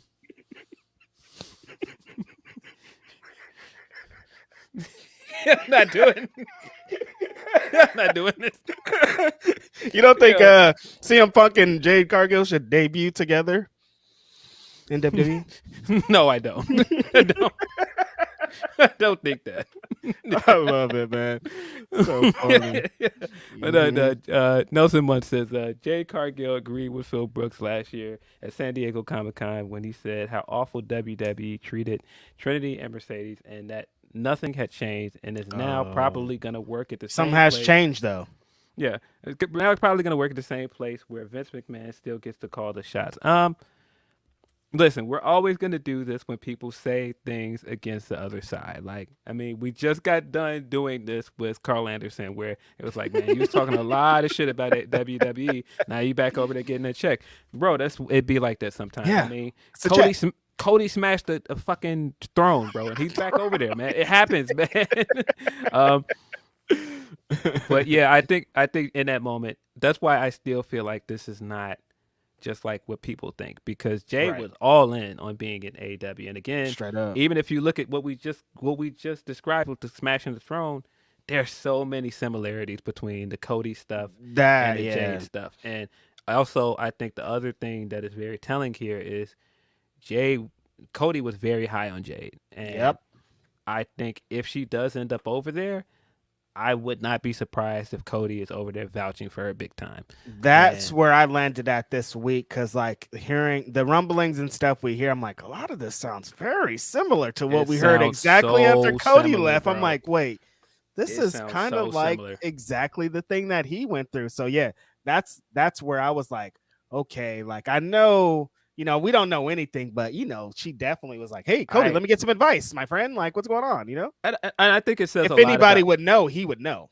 I think it says a lot. And again, I have to assume that Cody or somebody in her corner is giving her good advice, because I think coming back and doing the right thing and putting Stat over, and making a point to do that is a good sign. It is. And that was the right thing to do. That's a Cody-ass move, too. But that is also somebody like Cody would give her that kind of advice. That's why I would not be surprised if Cody is in her corner. It's also very telling if you look that several Cody guys are leaving, like Leva Bates, gone. Sonny Kiss, gone. Jade Cargill, possibly gone. We might be talking a year from now about Ricky Starks being gone. I don't know what his contract situation is, but... You asking for my FanDuel bet on if Ricky Starks is going to be in WWE within next 5 years? Here, take my money. Yes, of course he is. I think he's going to be gone as well. Yeah. Here, let's get into some more from Bizarro Big L. Oh, it's for Kaz. Kaz is gone. Sorry. Kaz, I live in New England. They not my team. It's 100% facts. New England fans are the worst. Phil, many abandoned the Pats after the asterisk Brady left. It's okay to find a team that's respectable. Kaz, my concern is Cody wins it before Mania, and Rock is a non-title. I can see that. I can see Cody winning before Mania and it being a non-title, but I also cannot see that because, again, I do not fully believe we're getting this Rock match. But you're right. It is respectable for me to be a fan of somebody. For a while, I was a Philadelphia Eagles fan just because I like Donovan McNabb. Donovan McNabb is from here. He actually went to school with my brother. I will root for other teams based off of players, but I'll never just be like, you'll never catch me like going and buying for paraphernalia and just going like, look, I'm an Eagle fan. I'm still a Bears fan. I watch paraphernalia is hella funny way to describe it. Yeah, I don't. I was a Chicago Bulls fan my entire life. I live in California, like Michael Jordan. Yeah. You know what I mean? Yeah, and I mean I'm not as big of a football fan as I once was. But again, man, listen, after 30 plus years of watching this team lose, it's pretty hard to continue to get exciting, man. And I've been here for all the ups and downs. You couldn't tell me nothing in 2005, when Hester was running that punt back in that Super Bowl. I was like, this is man. And I was by a big the way, Colts fans too. Speaking of primetime, I was a Colts fan. Speaking of prime times, we talked about it a few times here. He's right. Devin Hester should be in the Hall of Fame. The fact that he's not in the Hall of Fame is ridiculous. From Life, you know what I've been a big fan of recently, real quick before we move on, is these athlete-inspired podcasts, like the football, the Hall of Fame football players and Hall of Fame should be basketball players. Like getting into the stuff has been great. Yeah, look, I don't know what Jeff Teague is going to do eventually, but that guy's got to be podcasting. Oh my God, he tells great stories. His stories are so good, man. He's got a podcast eventually. He's great. But he's hilarious. Richard Sherman was one of those that the second you heard him talk on anything, when he did the first take that time, I'm like, yeah, this guy, he's got a future in this. And so it makes so much sense that he's podcasting and he's on Undisputed now, because you could just see it from the second he got in front of a microphone. Because nothing like hearing about the stuff from the people that were there. That's why Drink Champs is such a great podcast for me, because like Nori was there. Like anytime the people that were there, it just feels different. Yeah, this is part of why your boy Stephen A. tried to kick Max's back in while he was on Joe Budden's podcast. He's like, nah, look, you're not a journalist. You never played. Why do we have to listen to you? And I'm like, dang, man, you broke bread with this for a minute. Yeah, like, why are you burying him? And he was like, look, I ain't got no problems with him. I'm like, dude, you don't? Like, I think that's a shot, big dog. This feels like a shot. But I think, as I said on Twitter, I think the dynamic between them started to bother Stephen A. bit, because me and you have done this, podcasting now for a few years, and I understand, like, sometimes when you get so into a bit, whether it be me on this podcast and rah-rahing for Seth Rollins or whatever, you get so into the bit that sometimes the other person on the other side of the debate takes the unfavorable side. And I think Stephen A. got too tired of being on the unfavorable side for Max. And because Max was the liberal guy, he was relatable and all these other things. And I think people came out of it liking Max more. And I don't think he liked that. It could get frustrating when you are trying to be like the face of the brand too. You know what I mean? It's his show. Yeah, exactly. It's his show. And you got like that clip that's going around of Terrell Owens coming on there and being like, nah, Max sounded more blacker than you. I'm sure Stephen A. was like, nah, let me get this white dude up out of here. Y'all playing. Core. Absolutely not. T.O. came on my show and said something. No, you out, brother. Bro, yeah. And I'm sure it wasn't personal, but I'm sure he was looking around like, nah, I'm not about to let this be a thing, bro. Yeah. It's like Chappelle Show season 3 when he started looking around being like, wait a second. These laughs are a little bit crazy. Yeah, nah. Let me nip this in the bud, man. And this is as somebody that I'm not the biggest Stephen A. Smith fan, but I understand the game is the game, man. The game is the game. From Life of Deem, I think this is our last Humper chat. Let me make sure before I close this thing out. Mm-hmm. It's actually not our last Humper Chat. So I'm glad that I did that. From Life of Deem, he says, "Happy Saturday, fellas. I think the most confusing part of the Bloodline story is Jimmy going from being outright rebellious one, not taking any of Roman's abuse, and turning on him, to now wanting to be back in the Bloodline in a way. The motive is lost. No, the plot has been lost. Yeah, with what's Jimmy going stuff. on, It Jimmy? doesn't make any sense. We're confused for you, bro. It just doesn't make any sense. The whole thing started because you was trying to get out of there, but now you're trying to get back in. And now it's like, now who you feuding with? Now you're in there with Cena. Like, now you're in there with AJ Styles. Like, the whole ending segment of SmackDown, I was just like, what is going on, man? What is all of this? Like, it's just, the plot is completely lost. Yeah. From Bizarro Big L, he says, I think people missed the whole comments made about Jade taking time to spend time with her family and push the softball team she owns in Texas. She may go to WWE, but her comment put that in question. OC deserves a top spot. All hail Blood Orange Cassidy. I think Jade about to go play softball. I think she's doing what workers do, man. Yeah.